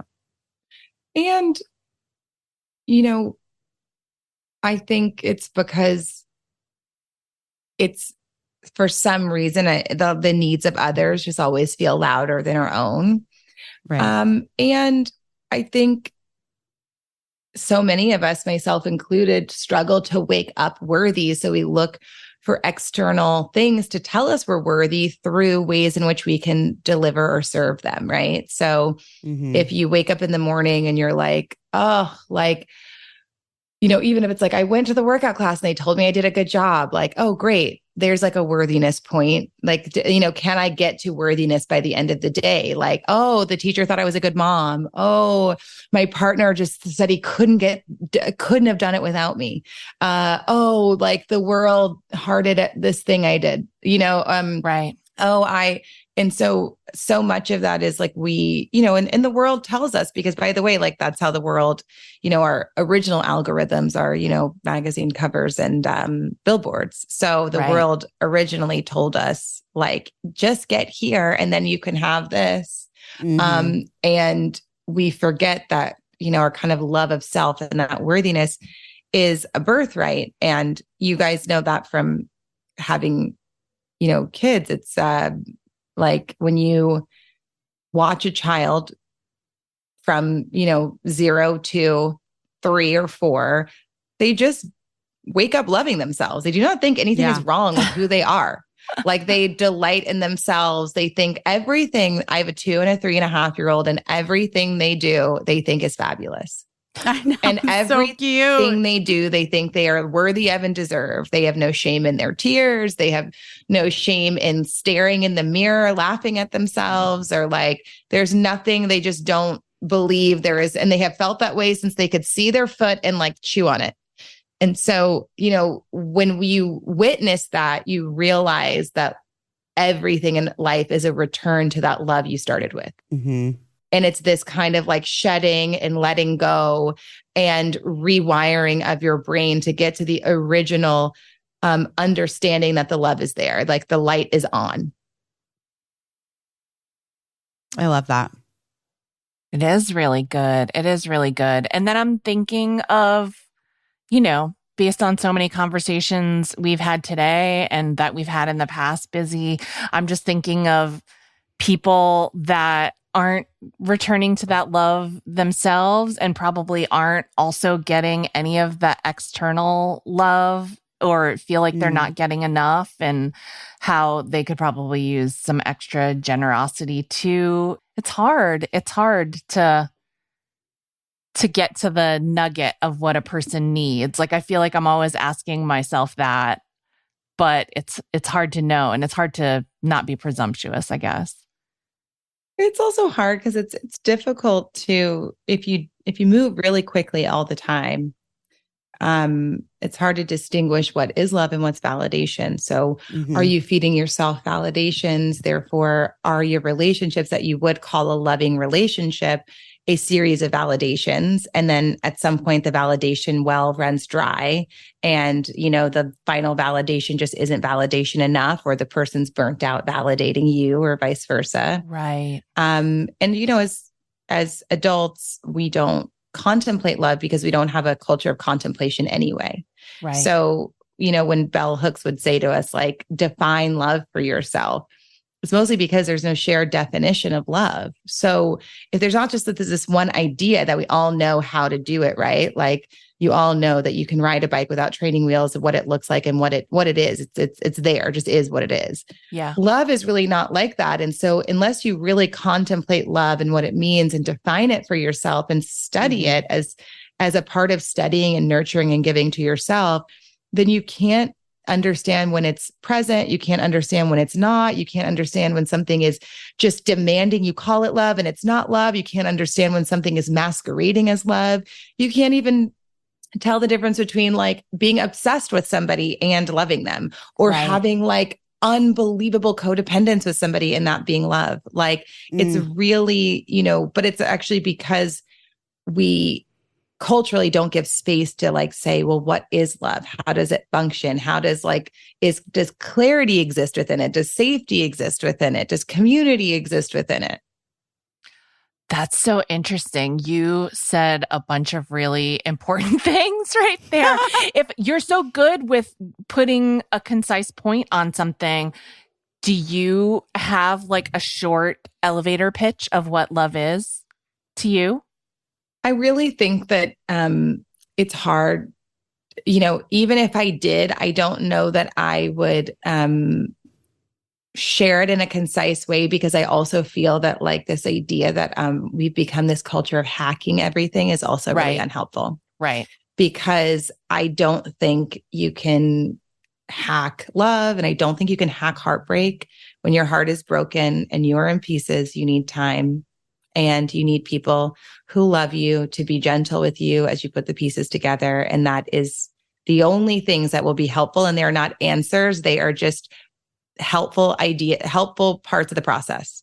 Right. And so I think, what I would say is to consider all of the values of love as you define it. So for me, I know that a value I have in how I live in and with love and in my life is safety. I don't think love can be present if safety is not present. I don't think safety is possible without community. And so for me, a huge part of my work is around building community, because in community, we find the safety that allows for love to flourish. I totally agree. 100%. And so you could say, like, what are your 10, right? I mean, and like Bell Hooks, she has a really good definition. She has basically like seven pillars. And I actually put them in Remember Love because I thought they were really meaningful. Bell Hook defined love as a combination of care, commitment, knowledge, responsibility, respect, and trust. So I think that, for each person, I guess my point is more to say, like, what is your combination? Right. Can you have so for me, like, Bell Hooks doesn't say safety, but I would probably put safety in the category of trust. Because you're not going to trust fall if you don't feel safe. Right. Yeah. So I think that, I encourage everyone to do that for themselves, because we all live in a spectrum of our own ability to go deep within our relationship of self and others because of our own trauma and backgrounds. And, so I think that having this like blanket idea is it kind of a barrier for people because we just haven't all been through the same things or had the privileges of the same types of, therapy and communities that have helped us become braver and braver with, being vulnerable and connecting. And yeah, it's really interesting. Like when you say respect, like I feel like a little icy ball in my stomach, because I think that's one of the ones that I let slide a lot in my relationships that I would like categorize as loving. And I tell myself a lot that it's because, well, I'm good with tough people, and like people don't always, you have to like earn their respect. That's like how I was raised, but I have spent lifetimes trying to earn respect from people that probably not only are not going to ever respect me, but like maybe don't even have the capability of respecting me or anyone. And it's probably because I don't know why. It's because of their own trauma. But me, it's like their own thing. Waiting around for it and trying to earn a thing that's unearnable that's from my own barriers. Well, and people are unkind as a social strategy. So, you can also depersonalize a lot of the lack of respect you might feel from someone, because there wouldn't be the concept of a bully if there wasn't social power to be found in and social control to be found in unkindness. Right.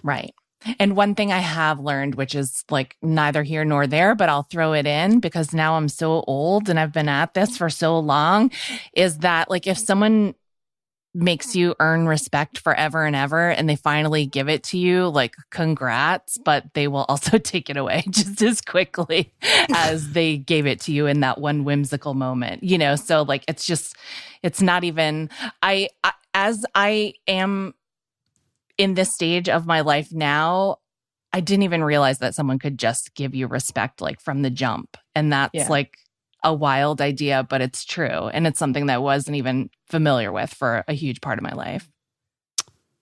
Yeah, we could also ask ourselves if, what we are calling respect is like praise and admiration. True. Because I think a lot of the times, like if you're just like, working in a company and you're just like, the boss finally said you did a good job. You're like, they respect me now. And you're like, well, or they're like validating you through, outward like praise and I think in that is something that people enjoy being able to take away or give to you because there's a lot of control, social control to be found in that too. And I think that the idea that we kind of live in the world, part of why we put our needs last is a way in which we don't respect ourselves. And so like, that's something we all work on in our own worthiness, is being like, God, like, it's like, our inner dialogue half the time. And we're just like, how could you, that wasn't enough. Like, that is so fucking disrespectful. Like, we are so disrespectful to ourselves. Right. So actually, like, the idea that we work on the self-respect piece, and that doesn't, we think that self-respect manifests in how you dominate a room, like being like, oh, I didn't stand for that. But that's actually just dominating a room and like having like bravery in a moment to like speak whatever your current truth is. Mm-hmm. Self-respect and respect is such a like deep, fragile, divine thread within us that we need to kind of like always be pulling at like where it's hiding and where it's not weaving in. And so much of that respect is actually in worthiness. Like, we just do not like, if we are like, Busy was saying, like, it's so much easier to be generous with others. Like, there's a part of us not respecting the space we take up in the world by not wanting to cultivate a generous atmosphere or feeding that space its required needs. It's because they're fine. It's fine. That's good enough. Like, that is a way of like where that divine, like, respect is a divine needed part of a loving experience is not present. I love this. Cleo, I could talk to you forever. We like to ask our guests about a pivot in their lives, like a time when they thought one thing was going to happen career-wise or relationally or whatever, and then something else ended up happening, and how that impacted them for better or worse or indifferent, richer, I guess. Poorer. Anyway, richer, poorer. Do you have any? I feel like you have a lot of pivots, but do you have anything that comes to mind of a time? Something I wrote about in Remember Love, it's like the very last pages of the book. It says that the problem is often part of the process we didn't know we needed. And in that, I tell this story about, being at the end of a, I guess maybe not the end of a breakup, but I'd say that most breakups, even after the day you're like, we are broken up, it still takes like 6 months to like detach, 8 months to like fully detach from like the texting or the made up reasons you're texting, but you got to text them, or the, all those things of like, or the lingering thoughts in your head of like, was it the right decision? Was it not? And I'd gone to LA, and I was truly like hosting something for along with a group of people for my ex-boyfriend. And it happened to be at Simon Kinberg's house, of whom I now have 2 kids with. And when I tell you, like, I'm sitting there being like, oh, I'm just like, I even in my head, I was like, being like, oh, my relationship that was like, I could have been living in the failure of the relationship. Right. Because it was a lot of effort from both of us, and it failed. Right. It didn't, and it too, could have been looked at as it failed. And we broke up and we parted ways. And I was still kind of like, oh, like, gosh, like these breakups. And I'm walking around the corner, and Simon walks down and literally pushes me over because he didn't see me, and like truly like knocked me over. And he had sent me a message the next day. And then, 5 years later, we have 2 kids and live together. So it was like, I could have looked at that as like my breakup period, where I was like, oh, I just need this and I just need this. And I can't think about a relationship or because I'm in this, period of being in a breakup, Yeah. They last for so long, breakups last for, someone was at my house the other day and was like, they'd maybe like, I don't know, something had happened where it just made her get very emotional about her ex-boyfriend. And she's just like, I just am so mad at myself. I'm still crying about this. And I was like, how long has it been again? And she's just like a year and a half. And I was like, that's nothing. Like, these like fractures are deep, and depending on like how it ends or how long you were together, they are really deep wounds. And like, the judgment about how long we think the wound should take to heal often keeps us in the wound way longer. That's so true. That's so that true. Is so true. And crying is the thing that, like, I will always defend crying because it is Me too, involuntary. Obviously. Like no one wants to cry. We have to, but no one wants to cry. And if you're crying about something, you're feeling it. There's no other more evidence, regardless of how anyone else feels about your crying. Like, you're in that moment.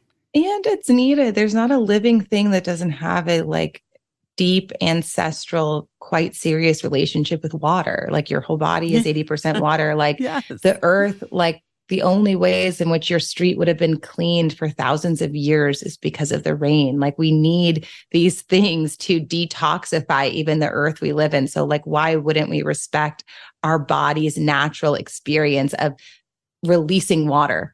And there's this poem in the book that says that, that it says something like, the tears they shed and shed, it is a gift. It is a gift to release what I can no longer hold. Do you know, like, it is a gift to have these pathways, these many, many pathways for your body to release what you can no longer hold. Give it away. Stop holding on to everything. Give it the fuck away. Truly. I believe it. We can't hold on to everything. We're not meant to. No. We're meant to. I've been reminding myself in the last 2 weeks to breathe, like take deep breaths and like exhale audibly, because I feel like I have been noticing more and more myself holding. Yeah. And I'm like, okay, all right, girl, I get it. But you gotta let it go. Well, your book is so great. Remember Love. It's beautiful. It's beautiful. You, my best friend who passed away in August had sent me Heart Talk years ago, when I was going through like a really intense relationship stuff with my ex-husband.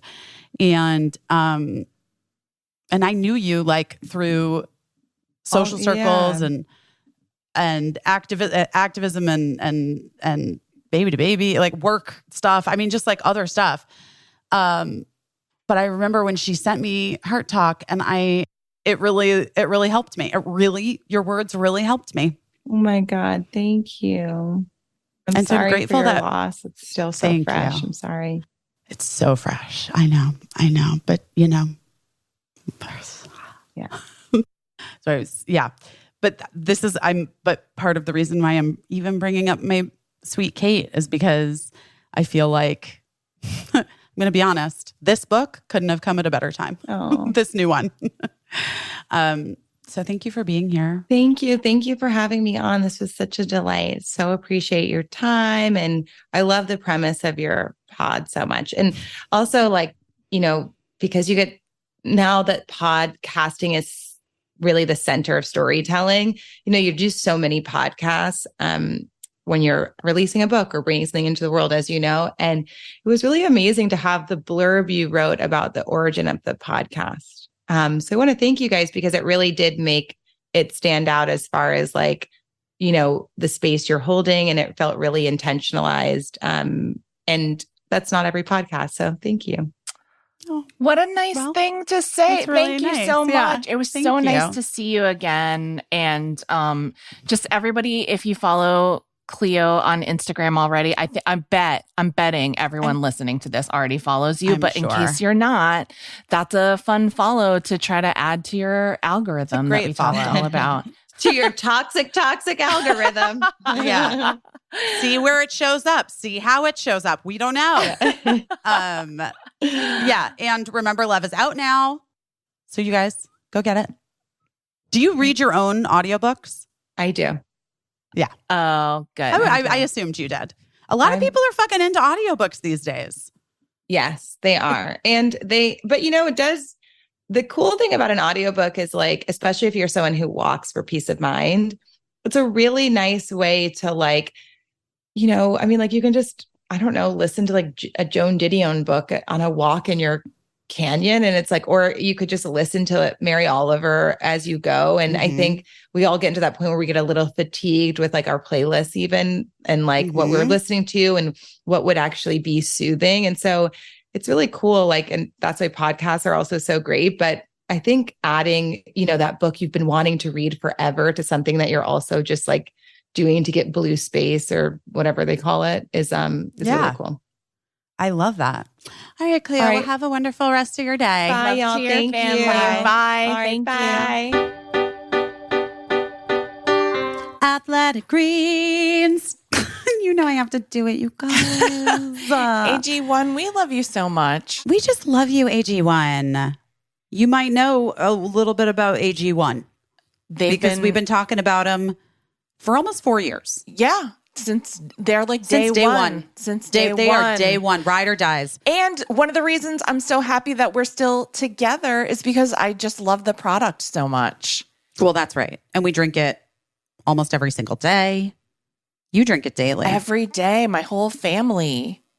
Well, that's because AG1 is a foundational nutritional supplement that supports your body's universal needs. And it's like also kind of just delicious. It's delicious and it's so easy. The only thing that is keeping me healthy are healthy habits that are also easy. And I'm just going to be real, all-inclusive. Yeah. I need something that's all-inclusive. I can't be opening 1,000 bottles. I'll quit after. I'll start with the best intentions, but then I'll stop after 2 days. And so the fact that AG1 is something that I can just easily incorporate into my routine, mix up a little drink and go, that's what won my heart. That's what won the day. I feel like it gives all of the things that you need it to give. Yes. I know. I do love to drink my AG1. I'm kind of just obsessed. And it replaced like taking a multivitamin, which I just was never good at anyway, because I would just always forget. Yeah. Guys, AG1 is the supplement we trust to provide the support our bodies need daily. And that's why they've been a partner for us for so long. If you want to take ownership of your health, it starts with AG1. Try AG1 and get a free 1-year supply of vitamin D3K2 and 5 free AG1 travel packs with your first purchase. Go to drinkag1.com/busy. That's drinkag1.com/busy. Check it out. I have my Thrive mascara on right now. It looks so good. Thank you. I always do. I curl those lashes and put the mascara on, and people are like, what happened to you? Look amazing. People really always mention every time the mascara. Every time I post an Instagram story where I'm wearing my Thrive Cosmetics liquid lash extensions mascara. Yeah. I get about 1,000 DMs that are like, what mascara are you using? What mascara are you using? What mascara are you using? What mascara are you using? Listen, guys, I mean, if you don't listen to the ads on this podcast, I don't know what you're doing with your life. Not gatekeeping. Not gatekeeping. The answer is clear. The answer is clear, and it's there for anyone who's interested. Yes. It is Thrive Cosmetics Liquid Lash Extensions Mascara. No clumping, smudging, flaking. It lasts all day. It looks like I have lash extensions. It's this incredible tubing formula. I previously in my life have not been a fan of other competitor brands of tubing mascaras that will not be mentioned, but this is a different one. I tried it and thank God I did. I was a naysayer. I'm not even going to lie. I was like, I don't even need to try it. I don't like tubing mascaras. I put this one on and it changed my life and my lashes. But there's also like the Brilliant Eye Brightener, which I love. It's like a highlighter stick. You put it on your eyes. I do it on my like upper cheekbone. It's like a great eyeshadow. Yes. You can multiple uses. It's kind of foolproof, I do have to say. And I also love the new impactful semi-permanent smoothing lipstick. Also incredible. No bleeding. No one wants that. That's the worst. That's the when worst. When you see a lady and she's got that like those lines. No. I like the lipstick because it has like a nice feel. I think that's like really important to me. Well, it's because it has botanical oils and vitamin E. Yeah. Always comfortable. Love it. Guys, there are so many things we love about Thrive Cosmetics. But you got to try it for yourself. You gotta try it for yourself. We know you've probably been hearing us talk about it and you're like, should I try it? Should I try This it? is the word. This is the time. This is the time. This is when you're going to do it. Thrive Cosmetics is luxury beauty that gives back. Right now, you can get an exclusive 20% off your first order at thrivecosmetics.com/best. That's Thrive Cosmetics, CAUSEMETICS.com/best for 20% off your first order.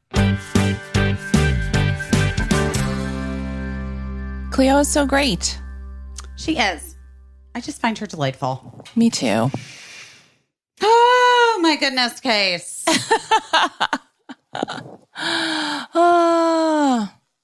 If only one thing could be easy, baby. Is that what I'm going to sing? All right. So I've been trying to date, Yes. How's it going? That's a new, unique experience for you. Unique New York. Yeah,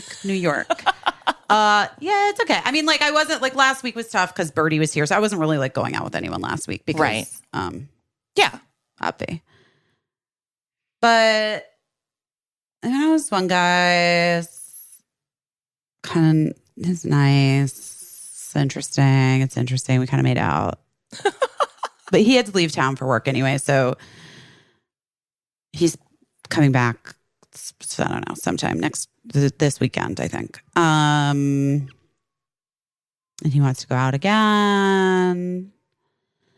And then I had coffee with a guy, coffee date, kind of date. I don't know. That was not really a date. That was more just we got coffee. That was nice. Yeah. He also had to leave town. Guys, they're flying away from me as soon as I meet them. They're all just leaving town. As soon as I meet them, they're like, actually, so weird. I'm leaving town for the next 3 weeks. For the next 4 months, I'm going to be gone. But good luck to you. No, I'm kidding. But I think we might hang out when he gets back. I don't know. That might happen. Okay. I am rejoined that app. I think I told you this. Yeah. Because I'd gone out with that guy and I liked him. Did I talk about this at all? No. I don't know if you talked about it on the podcast or if you just talked about it in person. I think I just talked about it in person. But the truth is, I had been set up with this guy who I thought I really was into. I really liked him. I thought he was and I'm not at the, in that, I'm not dating. Never in my life have I dated more than one person at the same time. What the fuck? I don't know what that is. You have to watch the Mary Tyler Moore show. I don't want to. Just watch it. It's gonna clue you into dating. No. Of a bygone era. Listen, it's fine. I'm having realizations. Here's the thing that I think is true. I think that you don't know until you know. Right. And so that guy that I had been set up with, had been dating other people as well. And I sort of was I wasn't going out with anyone else, Right. And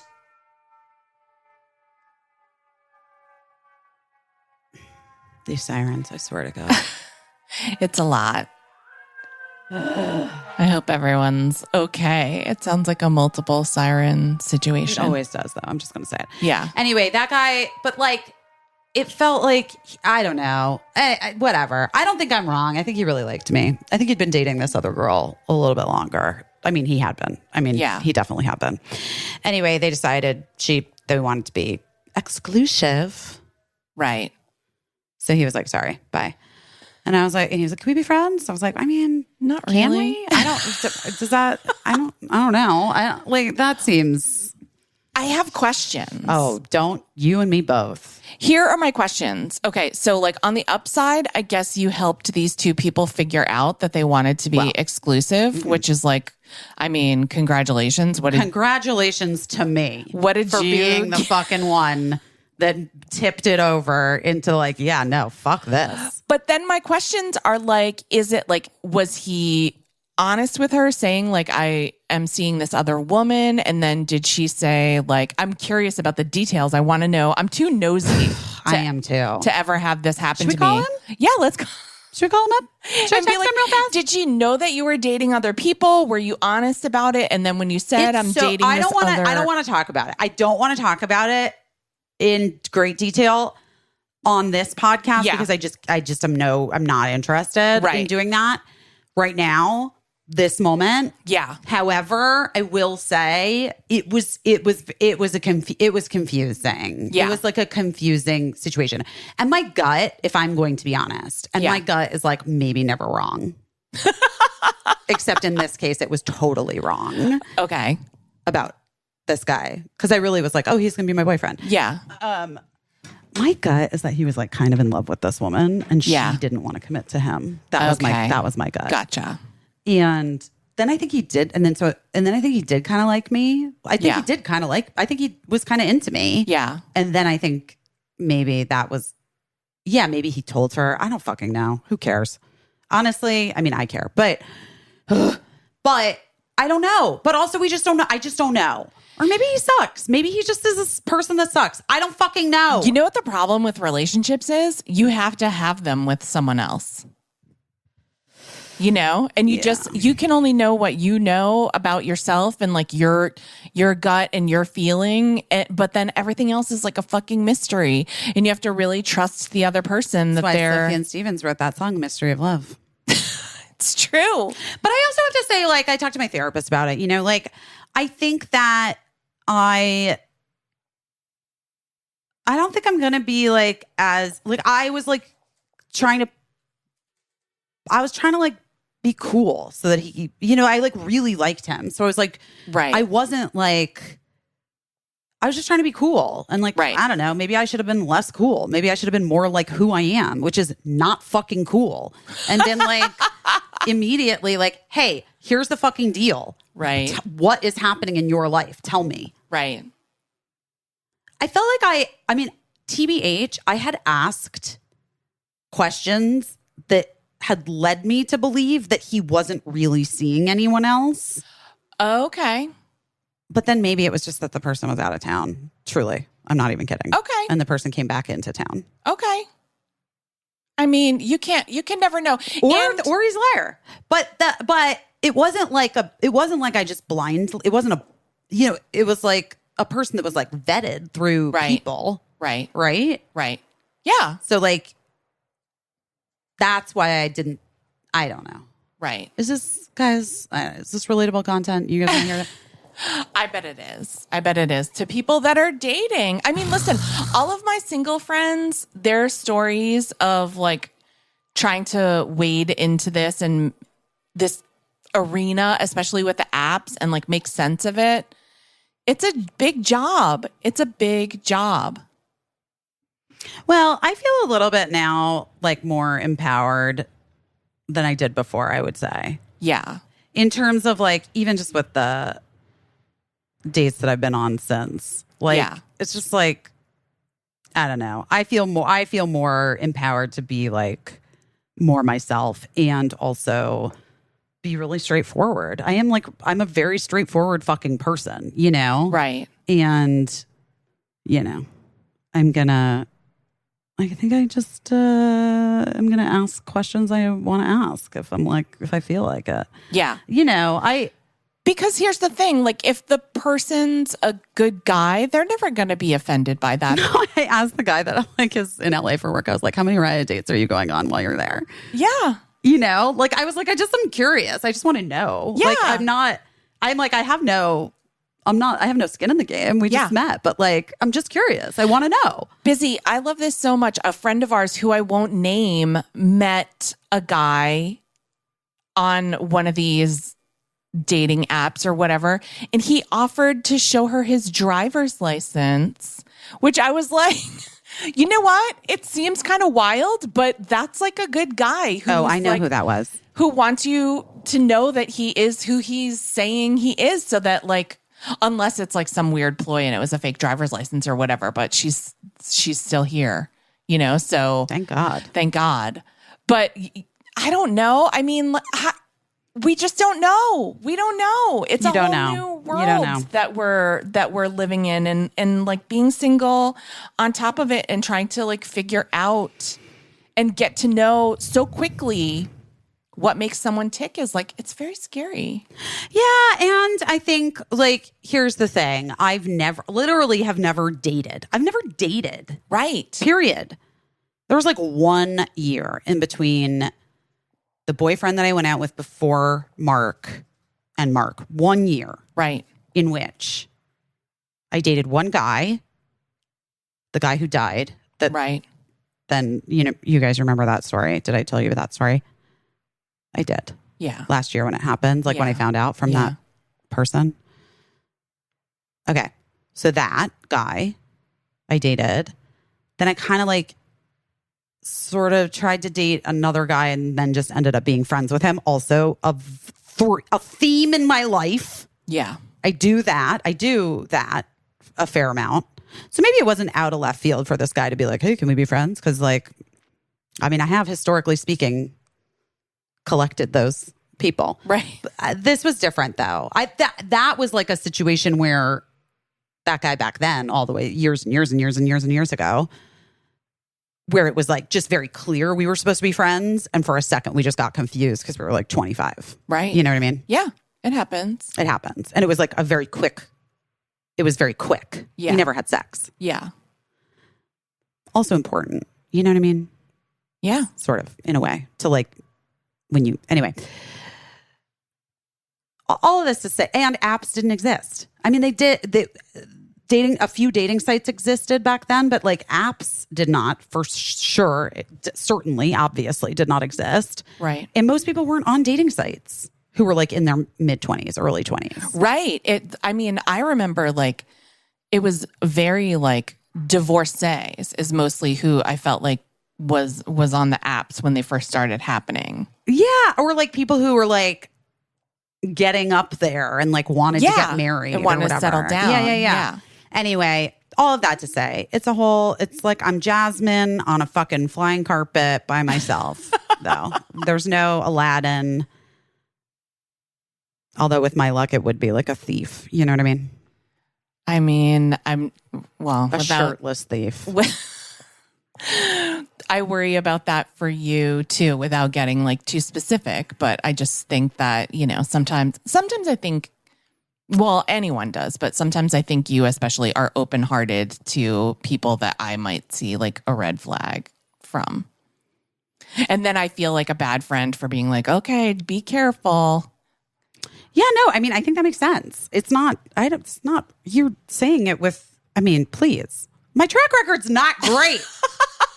It's not bad. It's just that because it's not great.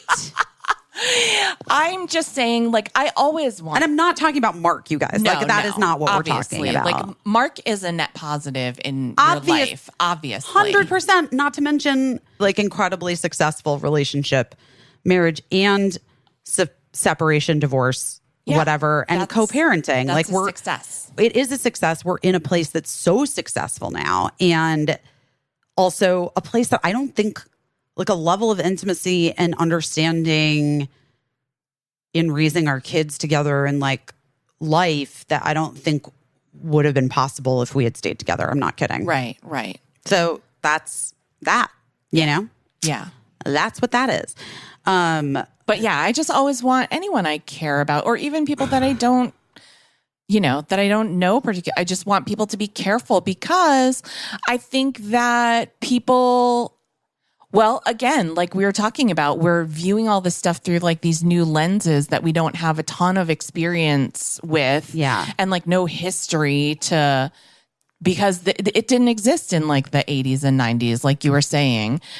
And I also think that people are really savvy, and some people are really good at like manipulating the situation to make themselves seem, however, like I think people know about painting a picture in a way that like It just didn't exist before, but people are really good at like packaging and marketing themselves as something. And sometimes people do that. And it's like, I just don't, I don't want anyone to get hurt by someone that has like a different agenda than what you're going into this for. Well, only time will tell. But I'm glad you're dating. And I mean, I look at it like career stuff too. Like if people are going to be dating, have as many irons in the fire as you can fit. I'm not a person who's ironing, who puts the irons in the fire. You know what I mean? In terms of dating. Yeah. That feels complicated to me. Yeah. But that being said, I'm looking at this piece as like a little bit of an exercise for myself. Yeah. I am aware and have done a lot of therapy and looking at the ways in which my own patterns in relationships have not served me. Right. Very recently, in fact, like the last person I was in a relationship with was like there were things that were great. And then there were a bunch of other things that were essentially just repeating patterns that are not healthy for me. Yeah. And so that I like had sort of naively thought like I had done, I'd fixed, I'd done it, Yeah.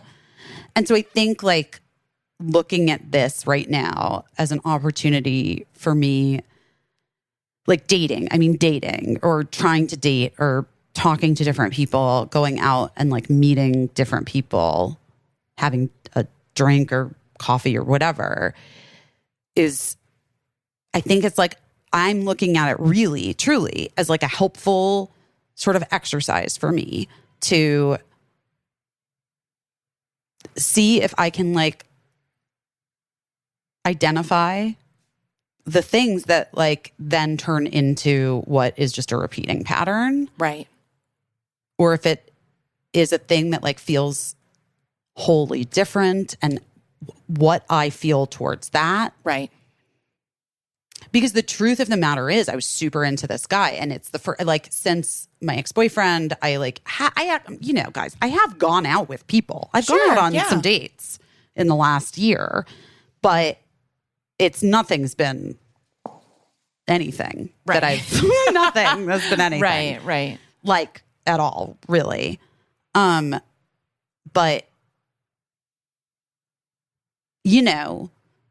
I like really felt I like had this real feeling about this guy, even though it was like really short amount of time that we were seeing each other. But then I kind of have to look at that too. Like, did I have that feeling towards him because on some level I was aware that he was in love with someone else? Probably. I mean, by the way, I'm saying he was in love with someone. I don't know for a fact that he was in love with someone. Guessing. But regardless, right. Whether or not he's in love with this person, like he literally was in it enough with someone else that then they decided to just see each other. Right. But also he wasn't in it enough to go out with someone else. That's the question that I had when you said, I don't really want to speculate on it. But my question is always like, and no one owes you an explanation really, I guess, of like their relationship with another person. But I always just wonder, when's the turning point when you decide? That's why I was like, I guess congratulations to you for being like the lever that finally pushed them into this place it doesn't feel great. No, I know. But that's what I'm saying. Like it's hard to be that person. You know what I mean? Like it's not great for you. And you just kind of wish that they would have come to that conclusion on their own without like bringing you into it and like making you feel hopeful or making you feel whatever. Yeah. It was like, I mean, to be honest, I know. Yeah, it sucked. It like fucking sucked. And well, but I'm just saying, like, for my own part in it, right? Yeah. Like, is there a part of me that Well, and also I just want to say then this was all before the eclipse thing happened, the last eclipse and the new moon and everything. And so the thing that I like really just like I really have left behind. I have really left behind like any kind of narrative that I've ever held about like, oh, I only love men who aren't like fully available to me in whatever way. Right. Like that's just fucking bullshit. That's not true. Right. And there are plenty of men who are fully available and also would want me. I think that's true. I think that guy was the last one.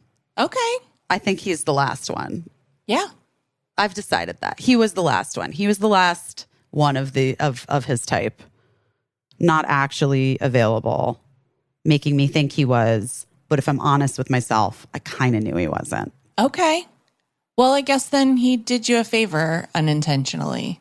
He did do me a favor by whatever. Because he got you to a place where you're like, I'm not going to fuck with that. Do this again. Yeah. It's just like, yeah, it's not for her. It's not for her. Also for so many reasons, but also like I'm the fucking best. Do you know what I mean? Like it's like, I mean, sorry to that man. I mean, you're grown up. I'm a grown up, and like we're not doing this anymore. We're not. Well, I'm glad that you're dating, and I have never in my life. So I am in no position to give this advice, and yet I feel compelled to do it just based on my experiences with other things, aka looking for a house, which I think is just. If you're dating multiple people, I'm comparing it to looking at multiple houses at a time. It's possible to conflate the houses that you've looked at when you're looking at a lot of houses. I don't know what that means. And so sometimes you'll be like, oh yeah, that one had an ensuite bathroom. And then you like put in an offer on the house and you go all in. And then you like actually go to see it and it does not have an ensuite bathroom. Do you know what I mean? Like when you're looking at a lot of houses, sometimes you confuse the houses. So I'm just saying, if you're looking at a lot of guys and dating a lot of guys, just keep your notes straight on who's who and don't like tell yourself like, oh, this guy's this, that, and that. And then it turns out he's not that at all. Because I bet the same thing could happen with guys that happens with houses. On dating apps, for sure. I bet, yeah, for sure. Is that what you think you're doing your best at, or is there something separate? I mean, I feel like this is so funny. Yeah, I feel like I'm like really doing it. I'm really putting myself out there. And I'm like, and I've like let go of a bunch of preconceived ideas I had about myself. Yeah. One of which I like was a struggle for me in the last few months. I don't know if I like kind of talked about this, but I think I did, which is like where I was like, who's going to want to, like, what guy's going to want to go out with me? I'm like, literally, I'm like, I'm too old. Like right. I'm not going to have kids. I'm probably not going to have kids anymore. Right. Although, guys, I don't know. Hillary Swank. You never say never. I don't know, but like probably not. You know what I mean? But like I was internalizing a lot of stuff that's like just like I don't need to even hold that shit. Like, yeah, who wouldn't want to go out with me? No, I'm kidding. Yeah. But like somebody will, and yeah, right. Like it will be. I'm sure for some guys, like they probably do want like. Maybe they don't want a woman who's divorced and like my whole thing, like this is what I was like crying to a friend about like a month ago. And even after this guy like unceremoniously dumped me, I was sort of like, of course he did. Like, of course, like I'm sure whoever else he's dating isn't divorced with like complicated like relationships and kids and like a huge like a lot going on always in every way, shape, and form. Like I would pick someone else too. Like that's what I said at the time. Yeah. I would pick someone else too. Like, I get it. Like, I'm a lot. I'm too much. And then I was just like, I heard myself saying it and I was like, that's just fucking bullshit. And you're not too much. Like, I'm not. I never have been too much. I am just fucking me. And there are people that love me. And then there are people that fucking hate me online, in the world, in real life, I'm sure. And that's just what being a fucking person is. And like, speaking in absolutes is stupid and doesn't do anyone any favors. And it certainly is not good for my own mental health and well-being and self-esteem to just be like, oh, well, yeah, I mean, I guess it's over because I'm just too much and I just have too much and it's just too much. Like, no, it wasn't right for your ex-boyfriend. It wasn't right maybe for this guy, or this guy was like already in love with someone else and then whatever, it's fine. Or wasn't even in love with someone else, just liked someone else more. Whatever. You don't know. You can't know. We can't know, guys. We can't know. But the point being, there are lots of people that love my muchness, and including myself. Like, I love the muchness of my life. And when I'm being really, really truthful and honest with myself, yes, I do wish a few things could just be a little easier. However, I really do love the like muchness, fullness, richness, bigness of the life that I like have built and continue to build. And so I feel really like some bro would be really lucky to like be a part of it. So that's now how I'm moving through this moment. Yeah, I think you got it. I think you're in a good place, like feeling like that, because here's the thing, you're gonna find someone who likes it. You know what I mean? Who isn't asking you to change anything about yourself, and who only makes your life easier, and who you want to make their life easier too and nicer. Like we were talking about friction, you know, if there's any of that friction, like right from the beginning where you're feeling like you can't be yourself, you have to hide certain parts of yourself, or you don't want to burden that person with who you are. And like also like you were wishing that they weren't being their full selves, then, you know, then flag on the play, right? Maybe it's not right. And I'm not saying that you shouldn't have to work. Like obviously two people that like each other, it's work. Like you have to work it out, like who you're going to be accommodating to, right? Because everything's not always fair and equitable. Everything's not always like 50-50 down the line and you're 50% supportive and 50% supported. It's not how it works in real life. Like sometimes you have to be almost 100% supportive to a person. Yeah. And then there are times when they need to be 100% supportive of you. It can't always be one way or the other.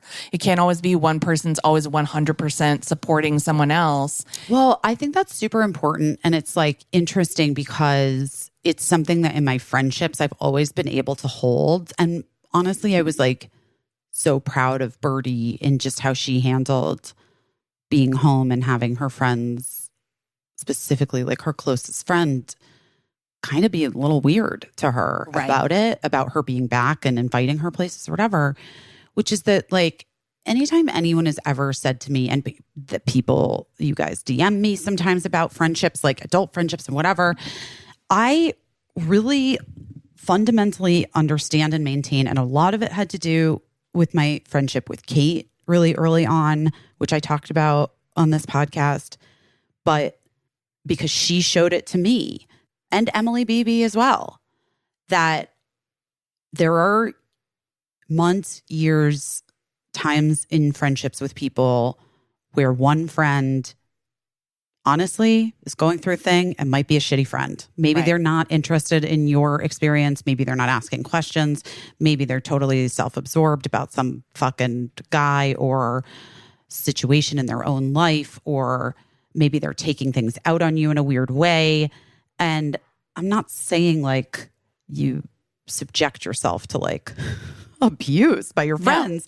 But I'm saying that there are seasons when it's like one friend is the one that needs 100% of the attention and time. Right. And then it flips. It flips. And those friends will remember that you were there for them in that moment.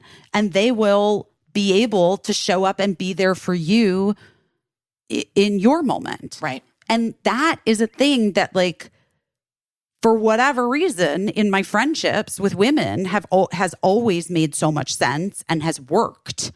And in my romantic relationships with men, it's been much trickier to negotiate and navigate. But I think that's right.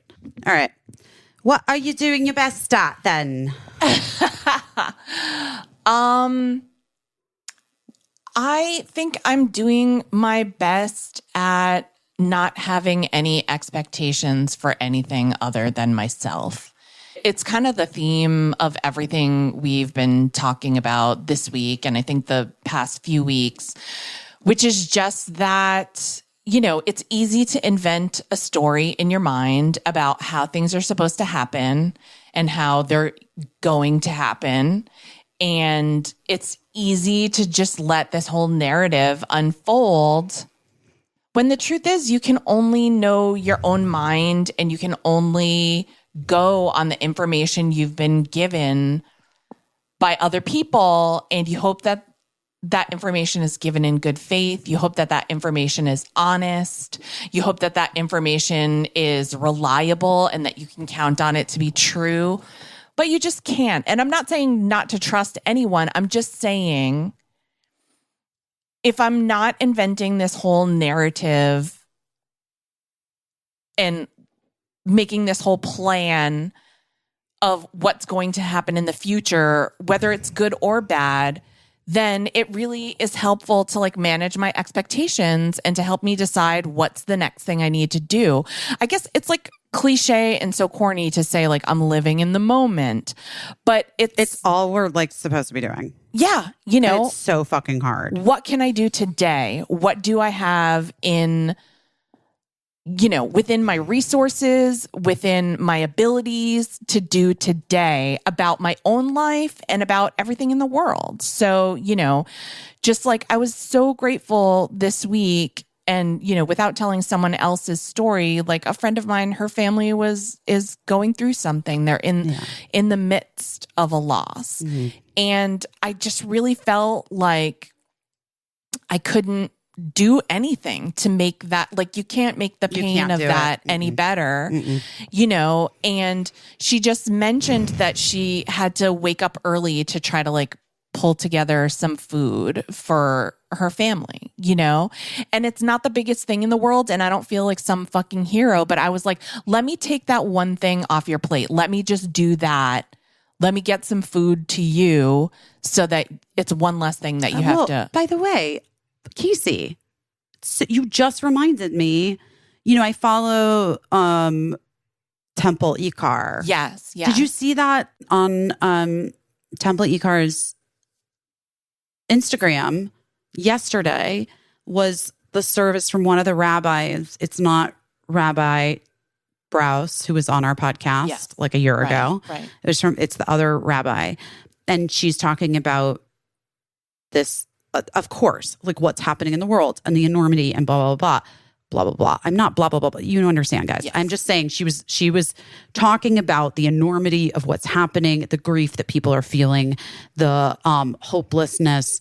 And then on top of it, you have all of the things happening in your own personal lives. You've got loss and grief and, you know, guys breaking up with you to exclusively date women you didn't know existed. And, right, whatever. To personalize it. You know what I mean? Yeah. Whatever. And then also your kid coming back and like, you know, all of these things. And that the thing that she returns to is it's the small acts. It's the small acts. It's cooking. It's get out your cookie sheet. It's like baking cookies for a neighbor. It's helping someone at the grocery store. It's volunteering at a food bank. It's cleaning out your winter coats and donating them to a local shelter or, a women's shelter.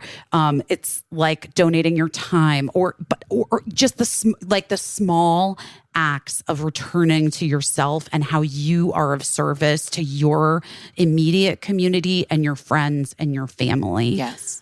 And inviting people over for dinner, like asking people if they want to meet out for a drink, asking someone if they want to read a book with you and do a book club discussion, even if it's just like the two of you, someone that might be having a tough time with the current world or their own world. Right. Because the two things are really coinciding in this moment in time. Right. But that really reminded me of that because I think that's exactly right. I think so much about this story. We had Rosie O'Donnell, my old boss, and I just love her, a hero in so many ways. We had her on the podcast early on, and she told us this story about when she was little and her mom died, and her brother, I believe it was her brother, won a radio contest to receive a record album. And the whole family went to this radio station to collect this one little record album, which is nothing to a radio station. And it made such an impression on little Rosie, who was in the middle of like this just intense grief, that like just that simple thing like really turned her whole family's day around. Now, did it change the circumstances of their situation? Not at all. Not at all. It would be impossible.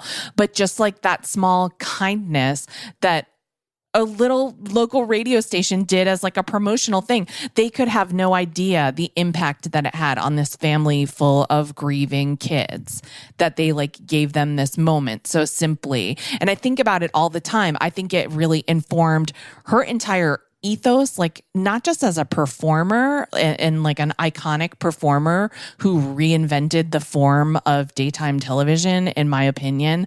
None of it, and a lot of late night wouldn't exist without her, in my opinion, but just who she is and has like stayed as a person.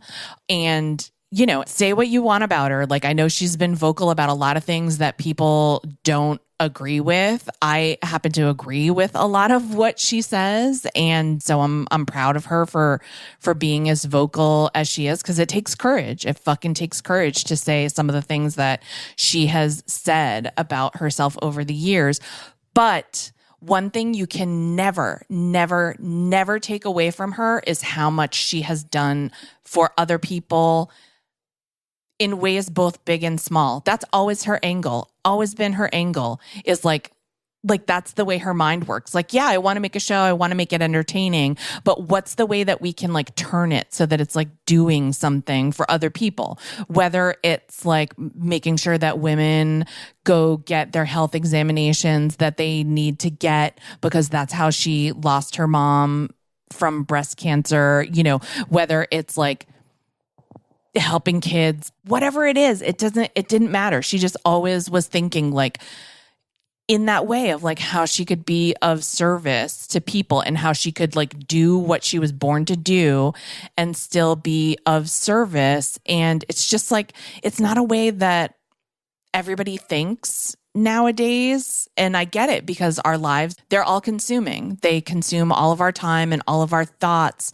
But when you are able to just like take yourself outside of it and you're able to do something, it's selfish, right? Because it's as much for you as it is for the other person.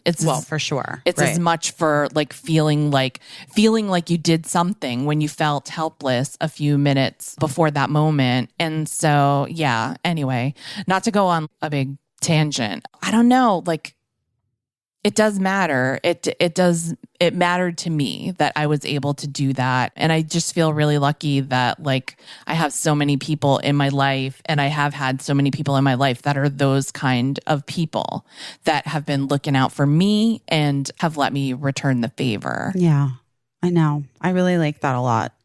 And it's like an ethos that I feel like I return to again and again and again.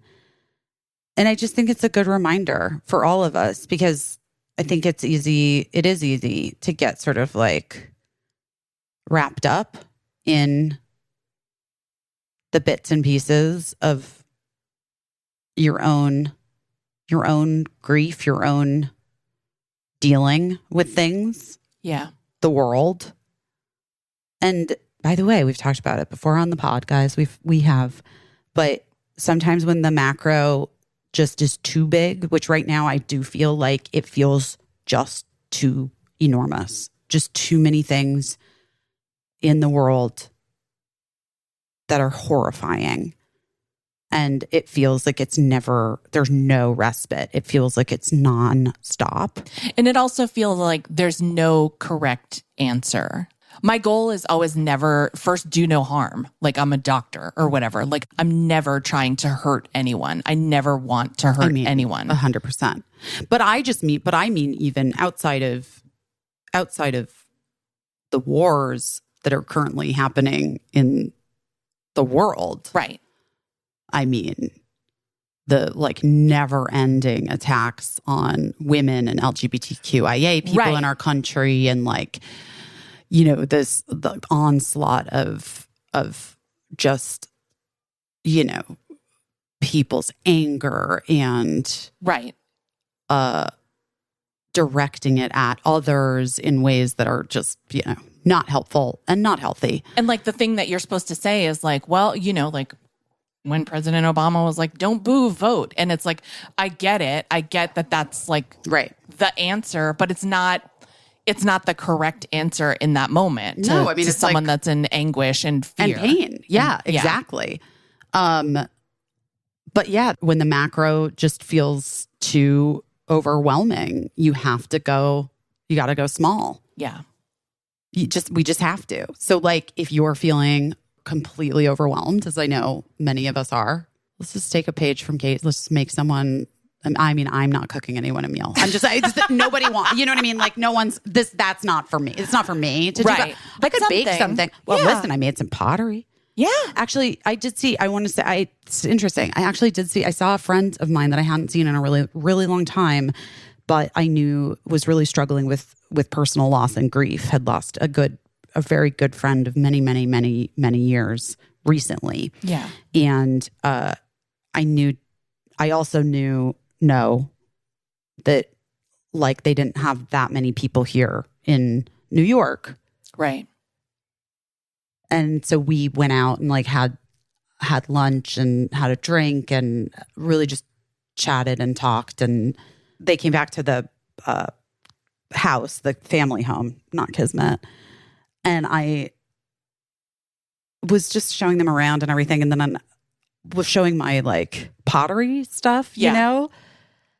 And they were like, oh, it's so funny. I have like a little owl collection. And I was like, well, wouldn't you just know I made that owl for you? Aww. And I just felt like in that moment, I was like, that's what that was for. You know what I mean? Not that my little handmade owl is going to make the loss of a friend better, but like, it just was like I just wanted to just give a nice thing to my, you know what I mean? To my friend in that moment. Like this is the whole thing that we're talking about today. And also what we've been talking about all these years, that like life is just a series of moments, and like not to make it sound like a game, but kind of like the goal of the game is to have as many good moments as you can have, as opposed to like dreadful moments. We're going to have both of them all the time. And so like also a part of the game to me is to try to give out good moments to other people. I consider it part of my responsibilities in life. And, you know, however I'm doing that, whether it's just like genuinely laughing at someone's joke, or complimenting someone on a job well done, like giving them their props, or thanking them sincerely for something that they did for me. Like that's all I'm trying to do right now, because it's like, it's what I think is like the best I'm trying to do it all the time. I don't want to make it seem like, well, I waited till things were really bad and then I tried to be like no, it's understood. It's understood. But I think that's understood, Case. But I just, right now, I think it's particularly important not to forget myself and to just say, like, you know what? I have a few hours. I can do this. And I'm going to do it. And, because I think one of the reasons why I'm saying this is like me doing my best is because there are times when I mean to do something. And you don't. And I don't do it. And right. So this week I actually did it. Right. Because I was like, this person is that important to me. And it's that important to me just to make one thing easier. And I hope it did. It doesn't change the situation at all. Right. Other than just like making one thing easier, giving someone like a few minutes. Yeah. To do whatever else it is that they want or need to do. Or focus on, or just to not think about that one thing. Exactly.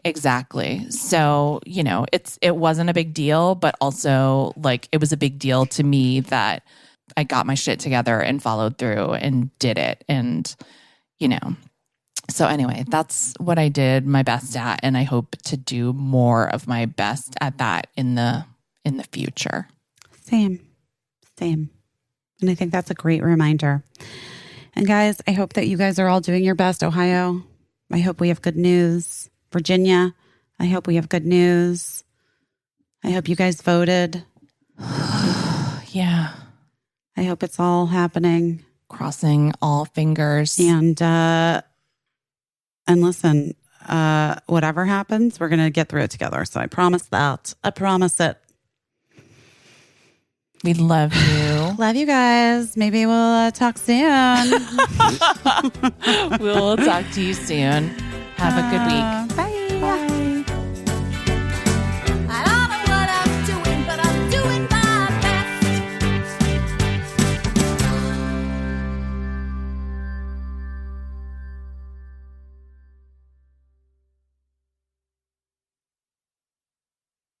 Oh no.